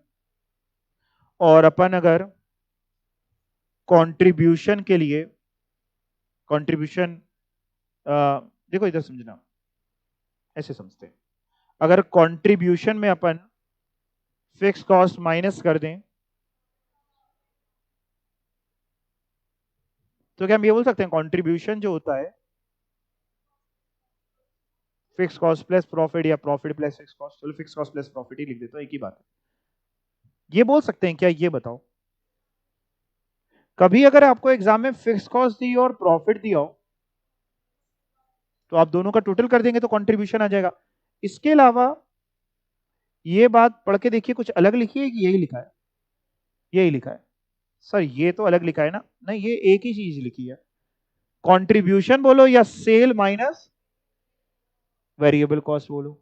आई गई बात समझ में, या इसको एक और तरीका है मेरे पास समझाने के लिए, देखिए सेल में जब वेरिएबल कॉस्ट भी हटा देते हैं और फिक्स कॉस्ट भी हटा देते हैं, जब टोटल कॉस्ट हटा देते हैं तो प्रॉफिट आता है। यानी हम कह सकते हैं सेल में जब वेरिएबल कॉस्ट हटा दें और फिक्स कॉस्ट को उधर ले जाएं, फिक्स कॉस्ट प्लस प्रॉफिट, बात जा रही दिमाग में। और सेल माइनस वेरिएबल कॉस्ट होता है वो contribution is equal to fix cost plus profit. In short आप इतना कुछ दिमाग में नहीं भी रखेंगे तो चल जाएगा, काटना नहीं है, मतलब लिखा है मैंने मेहनत से। आपको केवल जो दिमाग में रखना है वो ये याद रखना है, टेबल। तो टेबल में जो जो चीजें दी होंगी वो हम पुट कर लेंगे, जो पूछ रहा होगा वो कहीं ना कहीं आ जाएगा। मेरे पास क्वेश्चन है, 3 क्वेश्चंस करेंगे। पहला क्वेश्चन, कंट्रीब्यूशन और प्रॉफिट निकालना है, डेटा क्या है, सेलिंग प्राइस है 10 रुपीज का per unit, fix cost 50,000 rupees है। ये 50,000 रुपए पर यूनिट होगी कि टोटल होगी, टोटल है। Variable cost 5 rupees per unit है, टोटल यूनिट जो बिकी है वो 50,000 यूनिट्स है। क्या निकाल पाएंगे आप, वही टेबल बना करके कर लीजिए, करिए।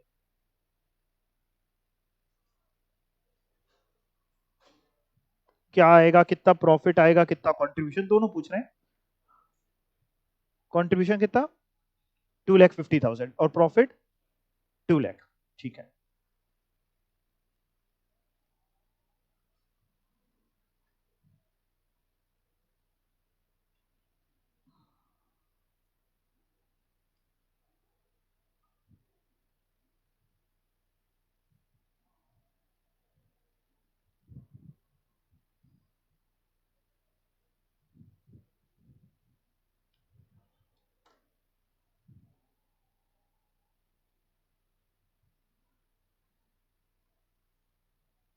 दो कॉलम बना लीजिए, एक पर्टिकुलर्स एक amount, sale less variable cost contribution less fix cost profit.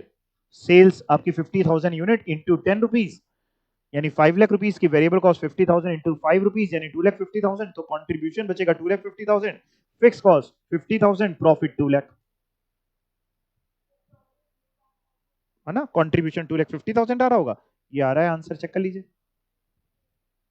आ गया सभी का, इजी है बहुत इजी है तो, क्वेश्चन में कुछ है ही नहीं। कर लें बाकी लोग भी, फिर अगले क्वेश्चन पे चलें। अगर इसी क्वेश्चन में मैं आपसे कहूं, इसी सेम क्वेश्चन पे मैं आपसे कहूं कि बेटा मेरे को ये बताओ कि कंट्रीब्यूशन कितना है, तो आप बता रहे थे, देख के कितना बता रहे थे, 2,50,000। लेकिन अगर मैं आपसे ये कहूं कि कंट्रीब्यूशन पर यूनिट कितना है, एक यूनिट का कंट्रीब्यूशन पर यूनिट, भाई इन टोटल कंट्रीब्यूशन बिल्कुल आप 2,50,000 बता रहे हैं, लेकिन मगर एक यूनिट का कंट्रीब्यूशन पूछूं आपसे, कंट्रीब्यूशन पर यूनिट तो कितना है?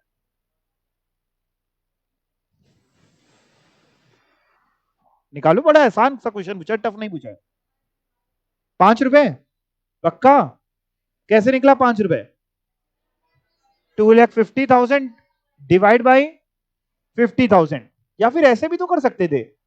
आपने जो किया वो तो बहुत बढ़िया किया, लेकिन भैया सेलिंग प्राइस पर यूनिट में variable cost per unit minus कर दो। भाई sales minus variable cost contribution होता है, कंट्रीब्यूशन पर यूनिट निकालना हो तो selling price per unit minus variable cost per unit, तो कंट्रीब्यूशन पर यूनिट आ जाएगा। सेलिंग प्राइस पर यूनिट दिया हुआ है 10 रुपए, वेरिएबल कॉस्ट पर यूनिट 5 रुपए, तो कंट्रीब्यूशन पर यूनिट 5 रुपए। या फिर आपने जो किया कि कंट्रीब्यूशन 2.5 लाख रुपए लिया, डिवाइड बाई 50,000 यूनिट्स, 2.5 लाख रुपए 50,000 यूनिट्स का था, तो एक यूनिट का कंट्रीब्यूशन 5 रुपए। ठीक है, समझ गए? जरूरत नहीं थी इस क्वेश्चन में, ऐसा ही पूछा, हो सकता है आगे कहीं जरूरत पड़े बाद में कभी। एग्जाम्पल 3 करिए, सेम क्वेश्चन है, बस थोड़ा सा अंतर मैंने कर दिया है, यूनिट सोल्ड ऊपर 50,000 थी, यहाँ 10,000 कर दी है। यानी कंट्रीब्यूशन कितना आया? 50,000, और प्रॉफिट कितना आया? 0।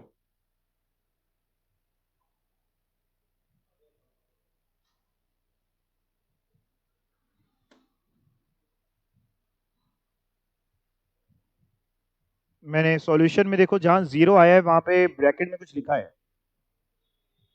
This is also called BEP, क्या है? Break even point, break even point, break even sales, कुछ भी बोल लीजिए। तो वो सिचुएशन जहां ना प्रॉफिट है ना लॉस है, वो कहलाती है ब्रेक इवन पॉइंट। पता है ब्रेक इवन पॉइंट होगा ही तब जब आपका कंट्रीब्यूशन एग्जैक्टली बराबर हो फिक्स कॉस्ट के, तभी ब्रेक इवन होगा। अगर कंट्रीब्यूशन स्लाइटली हायर है फिक्स कॉस्ट से, तो प्रॉफिट होगा, और कंट्रीब्यूशन अगर फिक्स कॉस्ट से कम है तो लॉस होगा। यानी मैं ये कह सकता हूं, क्या पूछ रहा हूं आपसे ट्रू और फॉल्स की तरह, क्या ये मैं कह सकता हूं कि at break even point contribution is exactly equal to fix cost? क्या मैं ये कह सकता हूं, ध्यान से मेरी बात को सुनना, क्या मैं कह सकता हूं कि एट ब्रेक इवन पॉइंट, ये सब बातें मैंने आगे लिखी है, at break even point contribution is equal to fix cost, कह सकते हैं? मैंने एक बार में एक बैच में पढ़ाया, फिर उसके बाद कुछ टाइम बाद एक बच्चा आता है, कहता है सर आपने कहा था, ये क्वेश्चन लेके आता है ऐसे ही, कहता आपने कहा था कि कंट्रीब्यूशन हमेशा फिक्स कॉस्ट के बराबर होगा, आपने पढ़ाया हम लोगों को कि कंट्रीब्यूशन हमेशा फिक्स कॉस्ट के बराबर होता है। हमने, अरे हमने ऐसा नहीं पढ़ाया। कह रहा नहीं सर आपने पढ़ाया, आपके नोट्स में लिखा है। हमने दिखाओ, उसने दिखाया, हमने पूरा पढ़ो लल्लू लाम, क्या लिखा है यहाँ पे, एट ब्रेक इवन पॉइंट पे कंट्रीब्यूशन फिक्स कॉस्ट के बराबर होता है, हमेशा नहीं बराबर होता। हमेशा बराबर होगा तो प्रॉफिट कब होगा फिर? ठीक है, ओके। चलो ये वाला क्वेश्चन करो, इसमें निकालो क्या आता है। कंट्रीब्यूशन 40,000 और लॉस 10,000 आएगा। करो, हाँ करो।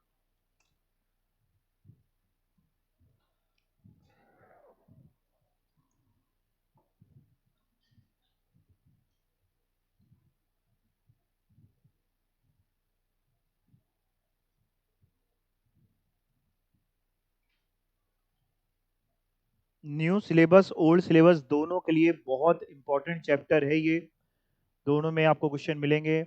ओल्ड सिलेबस में अभी तक जो सिनेरियो रहा है, मार्जिनल कॉस्टिंग से भर भर के क्वेश्चन आते हैं, अच्छे खासे क्वेश्चन आपको मार्जिनल कॉस्टिंग के दिखते हैं, क्योंकि इससे एमसीक्यू बनाना बहुत इजी होता है, छोटे छोटे क्वेश्चन में एमसीक्यू बन जाते हैं। तो बहुत इंपॉर्टेंट चैप्टर है, और न्यू सिलेबस वालों के लिए भी इंपॉर्टेंट है, क्योंकि इससे क्वेश्चन आने के चांसेस हमेशा बने रहेंगे।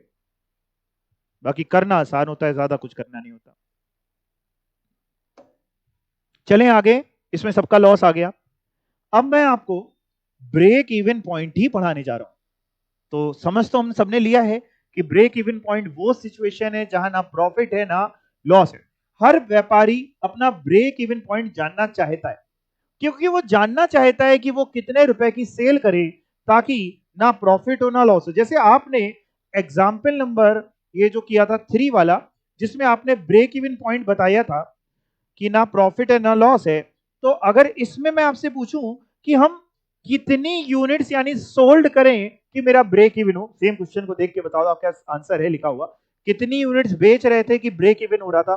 10,000 यूनिट्स हम बेच रहे थे तो हमारा ब्रेक इवन हो रहा था। इसका मतलब यह है कि बिजनेसमैन को यह पता होना चाहिए कि हमें जब प्रॉफिट चाहिए तो हमें 10,000 यूनिट से ज्यादा बेचना पड़ेगा, कि 10,000 यूनिट हमारा ब्रेक इवन है, और अगर गलती से 10,000 से नीचे चले गए तो लॉस हो जाएगा। तो ब्रेक इवन पॉइंट इस क्वेश्चन में 10,000 यूनिट्स, या रुपीस में अगर हमसे कोई पूछे तो सेल कितनी है टोटल, रुपए में नहीं, रुपए में सेल, सेल बतानी है, सेल 1 लाख रुपीस। तो break even point in rupees जो यहां पे है 1 लाख रुपए की सेल है, यूनिट्स में 10,000 यूनिट। बट ये निकालते कैसे हैं? मतलब सर निकालना तुमको आ गया? नहीं बेटा, यहां तो मैंने आपको टोटल यूनिट कितनी बेचेंगे ये मैंने दी, तो आपने प्रॉफिट निकाला 0, तो आपने कहा ये ब्रेक इवन पॉइंट है। लेकिन एग्जाम में आपको क्वेश्चन मिलेगा केवल इतना, ध्यान से सुनना, एग्जाम में आपको क्वेश्चन मिलेगा केवल इतना, जितना मैंने बॉक्स में बंद किया है, और इतने क्वेश्चन से पूछेगा कि आप बताओ कि सर ब्रेक इवन पॉइंट मेरा कितना होगा। या तो यूनिट्स में पूछेगा कि इन यूनिट्स बताओ, या फिर रुपीस में पूछ लेगा। तो अभी तो हमें इस क्वेश्चन में पता है कि हमारा ब्रेक इवन पॉइंट जो यूनिट्स में आएगा वो 10,000 यूनिट्स आएगा। बट अगर ये पूछेगा तो हम निकालेंगे कैसे?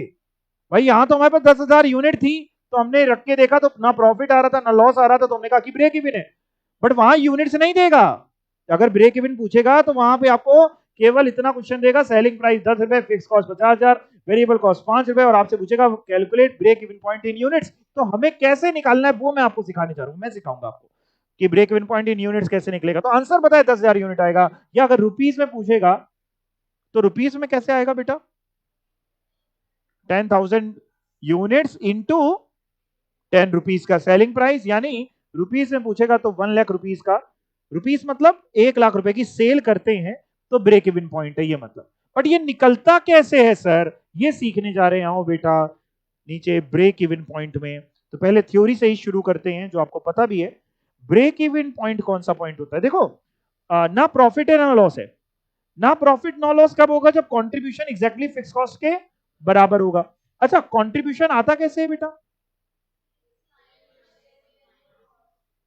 यानी ब्रेक इवन पॉइंट पे, पूरी बात देखिएगा, पूरी बात यहां पे कर लेते हैं। ब्रेक इवन पॉइंट पे कंट्रीब्यूशन फिक्स कॉस्ट के बराबर होता है। कंट्रीब्यूशन कैसे निकलता है? Sale minus variable cost. तो यानी ब्रेक इवन पॉइंट पे, सारे पॉइंट्स पे नहीं, केवल ब्रेक इवन पॉइंट पे सेल माइनस वेरिएबल कॉस्ट किसके बराबर होती है? Fix cost. या हम कह सकते हैं सेल जो होती है fix cost plus variable cost के बराबर होती है। Fix cost plus variable cost क्या होता है? Total cost. यानी ब्रेक इवन पॉइंट तब होगा जब आपकी टोटल सेल्स टोटल कॉस्ट के बराबर हो। सेल जितनी है उतनी ही आपकी कॉस्ट है। Total cost means variable cost as well as fix cost. Total sale है 1 लाख रुपए की और टोटल कॉस्ट भी है आपकी 1 लाख रुपए की, तभी तो ब्रेक इवन होगा। ये सारी बातें हैं ब्रेक इवन पॉइंट है। आप देखिए दोबारा ऊपर एग्जाम्पल में चलिए। ऊपर एग्जाम्पल में आपकी टोटल सेल 1 लाख रुपए की थी, टोटल कॉस्ट आप देखो कितने रुपए की है? टोटल सेल 1 लाख रुपए की दिख रही है। Total cost means variable cost plus fix cost, total कितनी है? 1 लाख। वेरिएबल कॉस्ट 50,000 रुपए दिख रही है, फिक्स कॉस्ट 50,000 रुपए दिख रही है। सर इक्वल ही होंगी? नहीं, जरूरी नहीं कि इक्वल हो, यहाँ इक्वल है, लेकिन मतलब क्या चीज इक्वल नहीं होना जरूरी है? वेरिएबल और फिक्स, ऐसा जरूरी नहीं कि जितनी वेरिएबल उतनी फिक्स। क्या चीज इक्वल होगी? टोटल कॉस्ट और टोटल सेल इक्वल होगी ब्रेक इवन पे। ब्रेक इवन तभी होगा जब टोटल सेल किसके बराबर हो? Total cost. अगर टोटल सेल टोटल कॉस्ट से ज्यादा है, सोच समझ के आपको बताना है, टोटल सेल टोटल कॉस्ट से ज्यादा है प्रॉफिट, और टोटल सेल अगर टोटल कॉस्ट से भी कम है तो लॉस। तो अब आइए ब्रेक इवन पॉइंट की ये पहली लाइन आपको समझ में आ जाएगी। It is the point eight which total volume of sale yani total sale is equal to total expenses means fixed as well as variable. It is a no profit no loss situation for the company यानी ना ही profit है ना ही loss है. अगर break even point से भी नीचे चले जाएंगे आप तो लॉस हो जाएगा और अगर उससे ऊपर बेचते हैं तो प्रॉफिट होगा यानी below break even point the firm will make losses while above this point firm will be earning profits. Break even point को एक और नाम से भी जाना जाता है, इसको हम लोग सीवीपी एनालिसिस भी बोलते हैं, cost volume profit analysis. Break even analysis is also known as क्या बोल रहे हैं, कॉस्ट वॉल्यूम प्रॉफिट एनालिसिस या प्यार से शॉर्ट में बोले तो सीवीपी एनालिसिस. कॉस्ट मतलब नहीं रुको एक मिनट रुको, कॉस्ट मतलब फिक्स की वेरिएबल दोनों, वॉल्यूम मतलब सेल और प्रॉफिट जीरो चाहिए, इसका एनालिसिस कि कितनी कॉस्ट कितना वॉल्यूम तो कितना प्रॉफिट. तो इसका एक और नाम होता है ब्रेक इवन पॉइंट का सीवीपी एनालिसिस, लेकिन ज्यादा फेमस नाम ब्रेक इवन पॉइंट ही है. ठीक है, ब्रेक इवन एनालिसिस बोलिए या सीवीपी एनालिसिस बोलिए, ये आपको मदद करता है इन एनालाइजिंग कि इफेक्ट ऑफ चेंज क्या होगा अगर आप वॉल्यूम में चेंज करते हैं, प्राइस में चेंज करते हैं. प्राइस मतलब सेलिंग प्राइस मान लो अभी 10 रुपए पर यूनिट था, अब आपने कहा यार अब हम 12 रुपए पर यूनिट बेचेंगे. सेलिंग प्राइस बढ़ाओगे ब्रेक इवन पॉइंट में चेंज आएगा, यस और नो, क्या लगता है आपको, तुक्का मार के बताओ आएगा. तो अच्छा मार्केट में अगर वेरिएबल कॉस्ट बढ़ गई तो भी आएगा. इन सब में जो भी चेंज होगा उन सब में प्रॉफिट में क्या फर्क आ रहा है हमको ब्रेक इवन पॉइंट बताता है. सर ब्रेक इवन पॉइंट निकलता कैसे, दो तरीके होते हैं, एल्जेब्रिक मेथड होता है और ग्राफिकल मेथड होता है. ग्राफिकल मेथड ग्राफ बना के, एल्जेब्रिक मेथड फॉर्मूले से. ग्राफ बनाने के आने के चांसेस ओल्ड सिलेबस में तो है ही नहीं कभी, एमसीक्यू पेपर, और न्यू सिलेबस में ना के बराबर है, और कभी आ भी गया तो छोटा सा ग्राफ बनता है, आपको समझा दूं कैसे बनता है. चिंता मत करिए, ग्राफ पेपर वगैरह नहीं यूज करना होगा, रफली हाथ से बनाना होगा. ठीक है, अगर आया तो, वैसे आने के चांसेस है नहीं. तो पहले मैं एल्जेब्रिक मेथड पे आपको लेके चलता हूं. Algebraic method, this method is based on contribution margin approach, यानी कंट्रीब्यूशन के हिसाब से हम कुछ काम करने वाले हैं. Contribution grows along with the sale, जैसे जैसे सेल बढ़ेगी वैसे वैसे आपका कंट्रीब्यूशन बढ़ेगा. और एक ऐसा समय आएगा जिस समय आपका कंट्रीब्यूशन फिक्स कॉस्ट के बराबर होगा, उसी समय अगर हम रुक जाएं एक मिनट के लिए, पॉज ले लें, तो वही समय हमारा ब्रेक इवन पॉइंट होगा. और उसके आगे फिर और सेल बढ़ती जा रही है, कंट्रीब्यूशन बढ़ता जा रहा है तो प्रॉफिट आता जा रहा है. तो कह रहा है contribution grows along with the sale revenue and till the time it just cover fix cost, वो है ब्रेक इवन. जब जिस समय कंट्रीब्यूशन फिक्स कॉस्ट के बराबर होगा वो है break even. This point where the firm neither incur profit nor loss is the break-even point. At break-even point, ये मैंने लिखा था नोट्स में अपने. At break-even point, contribution is equal to fixed cost. Not always contribution is equal to fixed cost. Only at break-even point, contribution is equal to fixed cost. Sir break-even point निकालते कैसे हैं sir, ये सिखाओ ना sir. जैसे आपने कहा कि पूछ लेगा बेटा पहले यूनिट्स का सीखते हैं फिर रुपीस का सीखेंगे. break-even point in units बड़ा आसान होता है. पहला फॉर्मूला पहले सीखो, टोटल फिक्स कॉस्ट को डिवाइड कर दो किससे, कंट्रीब्यूशन पर यूनिट से. फिक्स कॉस्ट को किससे डिवाइड करना है, मैं वापस आपको ऊपर लेके चलता हूं उसी क्वेश्चन में जिसका आंसर भी हमको पता ही है. ये इसमें मान लो अगर हमको इतना डेटा दे रहा है, केवल सेलिंग प्राइस 10 रुपए, फिक्स कॉस्ट 50,000 रुपए, वेरिएबल कॉस्ट 5 रुपए, और पूछ रहा है break even point in units, तो क्या करें. आपने अभी फॉर्मूला सीखा, मैं फॉर्मूले से करवा रहा हूं आपको. फॉर्मूला सीखा, break even point in units अगर कोई हमसे पूछे, मतलब हमको नहीं दिया उसने कि 10,000 यूनिट बिकेगी कितनी, हमसे पूछ रहा है कि कितने यूनिट्स बिके ताकि ब्रेक इवन हो, तो सर फॉर्मूला अभी सीख क्या है, total fixed cost upon contribution, ऐसे लिख दें, सीपीयू लिख दें, contribution per unit CPU. Sir total fix cost 50,000 है. सर कंट्रीब्यूशन पर यूनिट अभी आपने इसीलिए पूछा था, हाँ बिल्कुल इसीलिए पूछा था, बताओ कितना है, 5. कैसे निकला, सेलिंग प्राइस पर यूनिट 10 रुपए, वेरिएबल कॉस्ट पर यूनिट 5 रुपए, selling price per unit minus variable cost per unit, contribution per unit 5 रुपए. 50,000 डिवाइड बाय 5 रुपए, 10,000 यूनिट्स है. ब्रेक इवन पॉइंट 10,000 यूनिट बेचोगे, ना प्रॉफिट होगा ना लॉस होगा.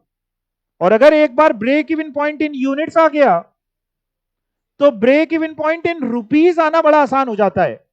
कैसे आएगा, बस selling price per unit multiply करते, मतलब हम कह सकते हैं जैसे इसी क्वेश्चन में अगर हमारा break even point in units आ गया और कोई हमसे कहता है कि sir break even point in rupees निकाल दो, तो हम क्या करेंगे? नहीं, हम पहले फॉर्मूला लिखते हैं, रुक जाओ। हम क्या करें, क्या मल्टीप्लाई क्या करें? Break even point in units को मल्टीप्लाई कर दें किससे? सेलिंग प्राइस पर यूनिट से। तो मेरा break even point in rupees आ जाएगा, और यूनिट्स हैं सर आपकी 10,000 अभी भी आई फॉर्मूले से, सेलिंग प्राइस पर यूनिट 10 है, यानी रुपीज कितना आता है सर? दोनों हो गया, खत्म हो गया? नहीं, अभी और एक आधे फॉर्मूले हैं, लेकिन मोटा मोटा तो आपको समझ में आ ही गया है। Break even point in units कैसे निकलता है? Total fix cost upon contribution per unit. Break even point in rupees कैसे निकलता है? Break even point in units multiply selling price per unit. यहां तक कोई दिक्कत किसी को? अच्छा एक बात बताओ, मान लो आप एग्जाम में गए, इधर देखना ध्यान से, आप एग्जाम में गए, आपको एक क्वेश्चन दे रहा है जिसमें उसने break even point in units खुद बता दिया कि ये है सर मेरा break even point in units, selling price per unit भी बता दिया, और कह रहा है break even point in rupees बता दो, तो बता लोगे कि नहीं? क्या करोगे? मल्टीप्लाई। दूसरा क्वेश्चन सुनो, एग्जाम में आप गए, उसने आपको break even point in rupees दे दिया और सेलिंग प्राइस पर यूनिट दे दिया, और आपसे कह रहा है break even point in units बता दो, किसको किससे डिवाइड करोगे? Break even point in rupees divide by selling price per unit, क्या आएगा इससे? Break even point in units. मैंने break even point in units का जो दूसरा फॉर्मूला लिखा है वो यही लिखा हुआ है। Break even point in units का एक और फॉर्मूला लिखा हुआ है, सबसे ऊपर आपको इस समय दिख रहा है, क्या? Break even point in rupees divide by selling price per unit. ये फॉर्मूला कैसे बना? Break even point in rupees is equal to break even point in units into selling price per unit होता है, उसी से बना। समझ गए? यानी break even point in units के दो फॉर्मूले आपने सीखे। कौन सा? Total fix cost upon contribution per unit, ज्यादातर यही यूज होगा, लेकिन अगर कभी आपको break even point in rupees वो दे दे और सेलिंग प्राइस पर यूनिट दे दे, तो डिवाइड आप कर देंगे तो break even point in units आ जाता है। अब आते हैं break even point in rupees कैसे निकलता है। रुपीज का एक फॉर्मूला तो सीख ही लिया, ये वाला, ये break even point in rupees का ये फॉर्मूला तो आता ही आपको, क्या? Break even point in units into selling price per unit. और एक और फॉर्मूला है ये वाला, ये हम आपको अभी रुक के सिखाएंगे। पहले ये सीख लिया आपने, अभी तक कितने सीख लिए? Break even point in units के दो सीख लिए, break even point in rupees का एक सीख लिया। पहले इससे क्वेश्चन करेंगे, फिर वो जो एक और फॉर्मूला है वो भी सीखना पड़ेगा, लेकिन रुक के सीखते हैं। पहले क्वेश्चन है, आओ करते हैं। ABC limited is producing a single product incurring variable cost 300 रुपए per unit, fix cost 2 lakh रुपए, प्रोडक्ट सेल हुआ है 500 रुपए यूनिट के हिसाब से, सेलिंग प्राइस पर यूनिट है। कैलकुलेट करना है break even point in units and rupees. Solution नहीं देखना, नहीं आप कंफ्यूज हो जाओगे। आप पहले break even point in units निकालो, जैसे आपको निकालना सिखाया, fix cost upon contribution per unit, फिर रुपीज का निकालो, जिस फॉर्मूले से सिखाया उससे निकालो, आ जाएगा। करो करो, आप कॉपी खोलिए, आराम से करिए।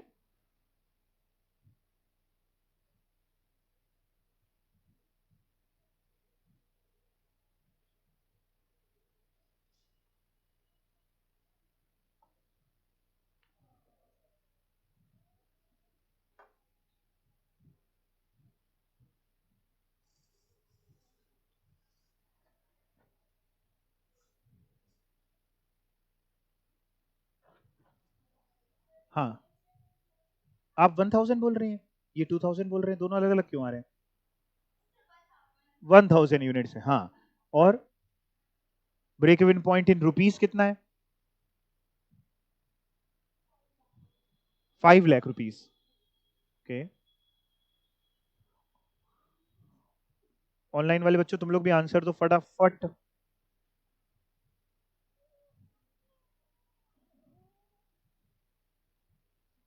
Done, very good. जो बच्चे नहीं कर पा रहे, जिनको कष्ट हो रहा है, कोई बात नहीं, आपके कष्ट को दूर कर देते हैं।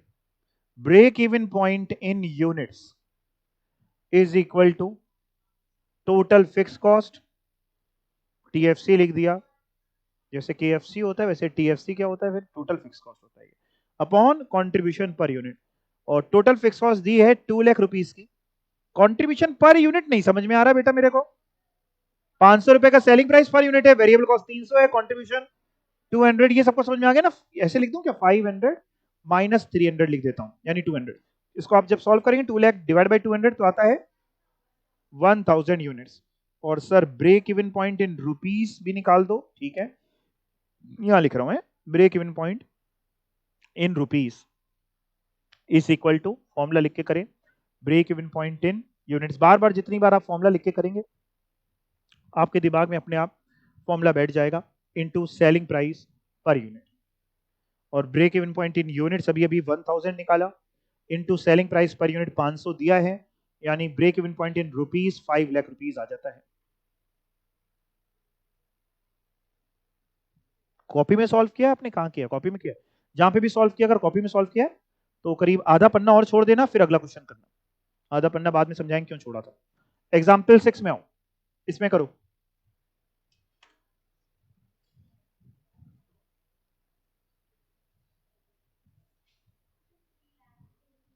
3 लाख इन रुपीस और यूनिट्स में 10,000। ओके,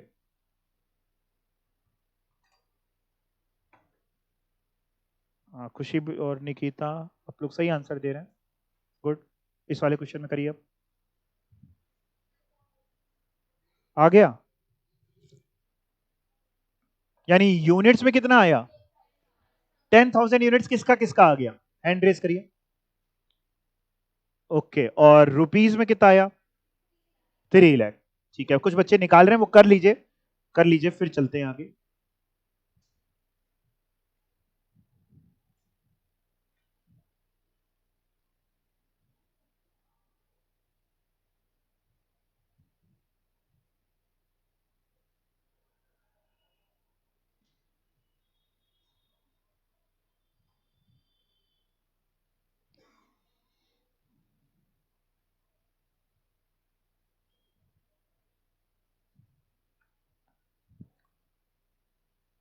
बहुत इजी है, और break even point in units ये आ रहा है 10,000, और इन रुपीस में आप लोग ने 3 लाख बताया, करा आपने दूसरी तरीके से, बट आंसर आपका 3 ही लाख आया है। ठीक है, अब वापस चलते हैं ऊपर फॉर्मूले की तरफ, ब्रेक इवन पॉइंट के। सबका आ गया ना ये, कोई ऐसा बच्चा जो स्ट्रगल कर रहा हो, नहीं आ रहा हो, पूछ लीजिए, परेशान तो नहीं हो रहा है कोई, ठीक है। अब देखिए रुपीस में दोबारा आते हैं, रुपीस में एक फॉर्मूला तो ये सीख लिया हम लोगों ने, जो आखिरी में लिखा हुआ है, break even point in units into selling price per unit. और एक फॉर्मूला और सीखना बचा है break even point in rupees का ही। क्या दिख रहा है आपको, दिख रहा है fix cost upon PV ratio, और ऊपर इंटू 100 है, fix cost upon PV ratio. Sir fix cost तो समझते हैं, ये पीवी रेशियो क्या होता है, पीवी रेशियो होता है प्रॉफिट वॉल्यूम रेशियो। तो सर पहले तो पीवी रेशियो समझा दीजिए, तब तो ये निकाल पाएंगे। पहले क्या निकालना आना चाहिए, पीवी रेशियो। जब पीवी रेशियो निकालना आ जाएगा तभी तो ये निकाल पाएंगे। तो पहले मैं आपको लेके चल रहा हूं पीवी रेशियो कैसे निकलता है। पीवी रेशियो का फॉर्मूला होता है, फुल फॉर्म होता है प्रॉफिट वॉल्यूम रेशियो। यहां पे आते हैं, प्रॉफिट वॉल्यूम रेशियो, जिसको आप प्यार से पीवी रेशियो बोलते हैं, पीवी रेशियो। अभी इसके फॉर्मूले में आते हैं डायरेक्ट, फिर बाद में थ्योरी पढ़ेंगे। पीवी रेशियो का बड़ा सिंपल तरीका होता है निकालने का। पीवी रेशियो का तरीका आपको फॉर्मूले दिख रहे हैं, सबसे पहला फॉर्मूला लिखा है कंट्रीब्यूशन अपॉन सेल्स, और मल्टीप्लाई 100 इसलिए करते हैं ऊपर परसेंटेज के लिए, तो हम कंट्रीब्यूशन अपॉन सेल्स भी याद कर सकते हैं, यानी कंट्रीब्यूशन अपॉन सेल्स इनटू 100, ये पीवी रेशियो। या पीवी रेशियो के और भी फॉर्मूले हैं, change in profit upon change in sales, या change in contribution upon change in sale. समझा ही देता हूं चलो। ये दोनों फॉर्मूले तब लगते हैं जब आपको डेटा 2 साल का दिया हो। मतलब सर, मतलब मान लो आपको पहले साल की सेल दी है और पहले साल का प्रॉफिट दिया है। जो बच्चे निकाल रहे हैं 1 मिनट रुक जाइए, एक से ये अच्छा जो मैं बोल रहा हूं वही नोट कर रहे हैं, हाँ करिए करिए करिए करिए करिए करिए, फिर करिए। हाँ, ये फॉर्मूला तब लगता है, ये जो 2 फॉर्मूले जिसमें हमने सर्किल किया, ये तब लगता है, अब दोबारा बोल रहे हैं धीमे धीमे तुम नोट करना, कि जब 2 साल का आपको डेटा दिया हो, यानी आपको फर्स्ट ईयर की भी सेल दी है और प्रॉफिट दिया, और सेकेंड ईयर की भी सेल दी और प्रॉफिट दिया, और कुछ नहीं दिया ना, यानी ना वेरिएबल कॉस्ट दी ना कुछ और दिया। पहले साल की सेल दे दी, प्रॉफिट दे दिया, दूसरे साल की सेल दे दी, प्रॉफिट दे दिया, और हमसे कह रहा है पीवी रेशियो निकालो, तो हम simply change in profit upon change in sale कर देंगे। या फिर अगर हमें 2 साल में डेटा दिया है, पहले साल की सेल दे दी और कंट्रीब्यूशन दे दिया है, दूसरे साल की सेल दे दी और कंट्रीब्यूशन दे दिया, और कह रहा है पीवी रेशियो निकालो, तो हम change in contribution upon change in sale. और जब केवल एक ही साल का डेटा दिया है तो हम ऊपर वाला फॉर्मूला लगाएंगे पीवी रेशियो का, 90% केसेस में आपका यही यूज होगा, कंट्रीब्यूशन अपॉन सेल्स इनटू 100। ठीक है, ये फॉर्मूले से होता क्या है या पीवी रेशियो करता क्या है वो बाद में समझेंगे। वापस ऊपर चल रहे हैं, अभी वापस ऊपर चल रहे हैं कि अगर पीवी रेशियो हमारा आ जाएगा कंट्रीब्यूशन अपॉन सेल्स इनटू 100 करके, तो ब्रेक इवन पॉइंट कैसे आएगा, fix cost upon PV ratio into 100। Break even point कैसे आएगा रुपीज में, fix cost upon PV ratio और इनटू 100, जो मैं जो बोल रहा हूं यानी ऊपर करेंगे न्यूमरेटर के साथ है। मतलब इस क्वेश्चन में आओ एग्जांपल 5 में दोबारा। एग्जाम्पल 5 में हमने break even point in units भी निकाला, रुपीस भी निकाला, बट अब हम रुपीस में दोबारा निकालेंगे उस वाले फॉर्मूले से, fix cost upon PV ratio into 100 से, जिसके लिए हम पहले क्या निकालें, पीवी रेशियो। पहले क्या निकालें, पीवी रेशियो। पीवी रेशियो का formula contribution upon sales into 100। तो मैं साथ में करा रहा हूं, आप मेरी मदद करिएगा, फिर नोट करने के लिए मैं सफिशिएंट टाइम आपको दूंगा कि आप साथ साथ में नोट करना चाहें तो कर सकते हैं। पीवी रेशियो पहले निकाल रहे हैं एग्जाम्पल नंबर 5 में, contribution upon sales multiply 100। Sir कैसे निकालेंगे, अब सुनो बेटा, एक सेकंड और सुन लो। फॉर्मूला है कंट्रीब्यूशन अपॉन सेल्स इनटू 100। जब भी आप ये फॉर्मूला लगाना पीवी रेशियो के लिए, तो आप क्या करना, अगर आप कंट्रीब्यूशन पर यूनिट लेना तो नीचे भी सेलिंग प्राइस भी पर यूनिट लेना, और अगर आप टोटल कंट्रीब्यूशन लेना तो नीचे भी सेल्स टोटल लेना, आंसर सेम ही आएगा। लेकिन यह गलती कभी मत करना कि ऊपर कंट्रीब्यूशन पर यूनिट ले लिया और नीचे सेल टोटल ले ली। अगर ऊपर भी पर यूनिट तो नीचे भी पर यूनिट, ऊपर टोटल तो नीचे भी टोटल। तो इस क्वेश्चन में हमको आसान दिख रहा है, इतना क्वेश्चन हमारे पास है, हमको पर यूनिट आसान दिख रहा है। कंट्रीब्यूशन पर यूनिट हमको पता है कितना है, 500 रुपए की भाई सेलिंग प्राइस है, 300 का ये है, तो 200 रुपीज का कंट्रीब्यूशन पर यूनिट है। सर 200 रुपए कैसे निकला, 500 का sale price per unit minus 300 की variable cost per unit upon फिर सेलिंग प्राइस भी पर यूनिट लीजिएगा, ऊपर अगर पर यूनिट है तो नीचे भी सेलिंग प्राइस पर यूनिट 500 और इंटू 100, तो परसेंटेज के लिए कर रहे हैं, जरा करके बताओ ना। 40% आपका पीवी रेशियो आता है, करो जरा नोट करो। अब सर क्या करोगे, अब बेटा break even point in rupees का फॉर्मूला लगाऊंगा।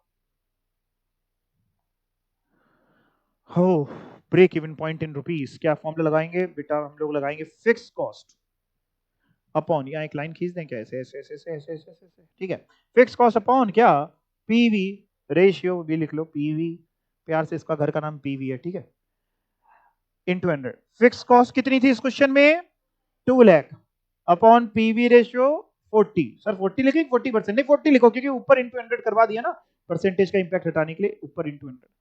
तो 2 लाख अपॉन 40 इंटू 100 करो, 5 लाख।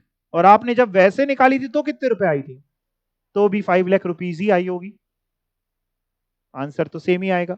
तो सर हम लोग ये ना याद करें वो कर ले, नहीं बेटा दोनों करने हैं, पता नहीं ना एग्जाम में कैसा डेटा होगा और कैसा काम करना आपको पड़ेगा, तो आना तो सब कुछ चाहिए।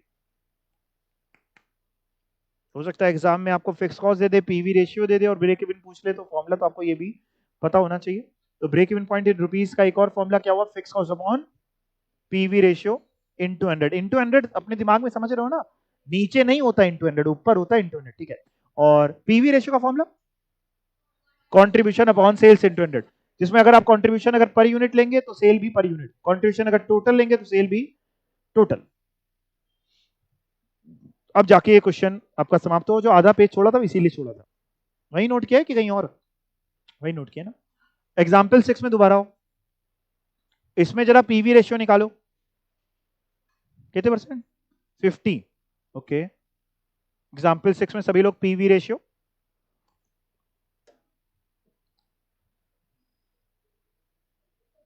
50%, आर यू श्योर। और फिर break even point in rupees का वाला फॉर्मूला लगाओ, fix cost upon PV ratio into 100, और उससे ब्रेक इवन पॉइंट निकालो रुपीस में, 3 लाख, वेरी गुड, यही आपका आ रहा था, ये रहा उसका सॉल्यूशन भी है, ये रहा आपका पीवी रेशियो निकालने का तरीका, PV ratio contribution upon sales into 100 और break even point fix cost upon PV ratio into 100, तो PV ratio 50%, break even point 3 lakh रुपए। ब्रेक इवन पॉइंट वो पॉइंट होता है जिस पॉइंट पे टोटल सेल टोटल कॉस्ट के बराबर होती है। यानी कभी अगर हमको ग्राफिकल मेथड से कोई पूछे तो हम कहेंगे जिस पॉइंट पे टोटल सेल की लाइन टोटल कॉस्ट की लाइन को इंटरसेक्ट करती है, दोनों आपस में जिस समय में मिलते हैं वही पॉइंट होता है ब्रेक इवन पॉइंट। तो अब मैं आपको लेके चल रहा हूं ब्रेक इवन पॉइंट के ग्राफिकल मेथड पे।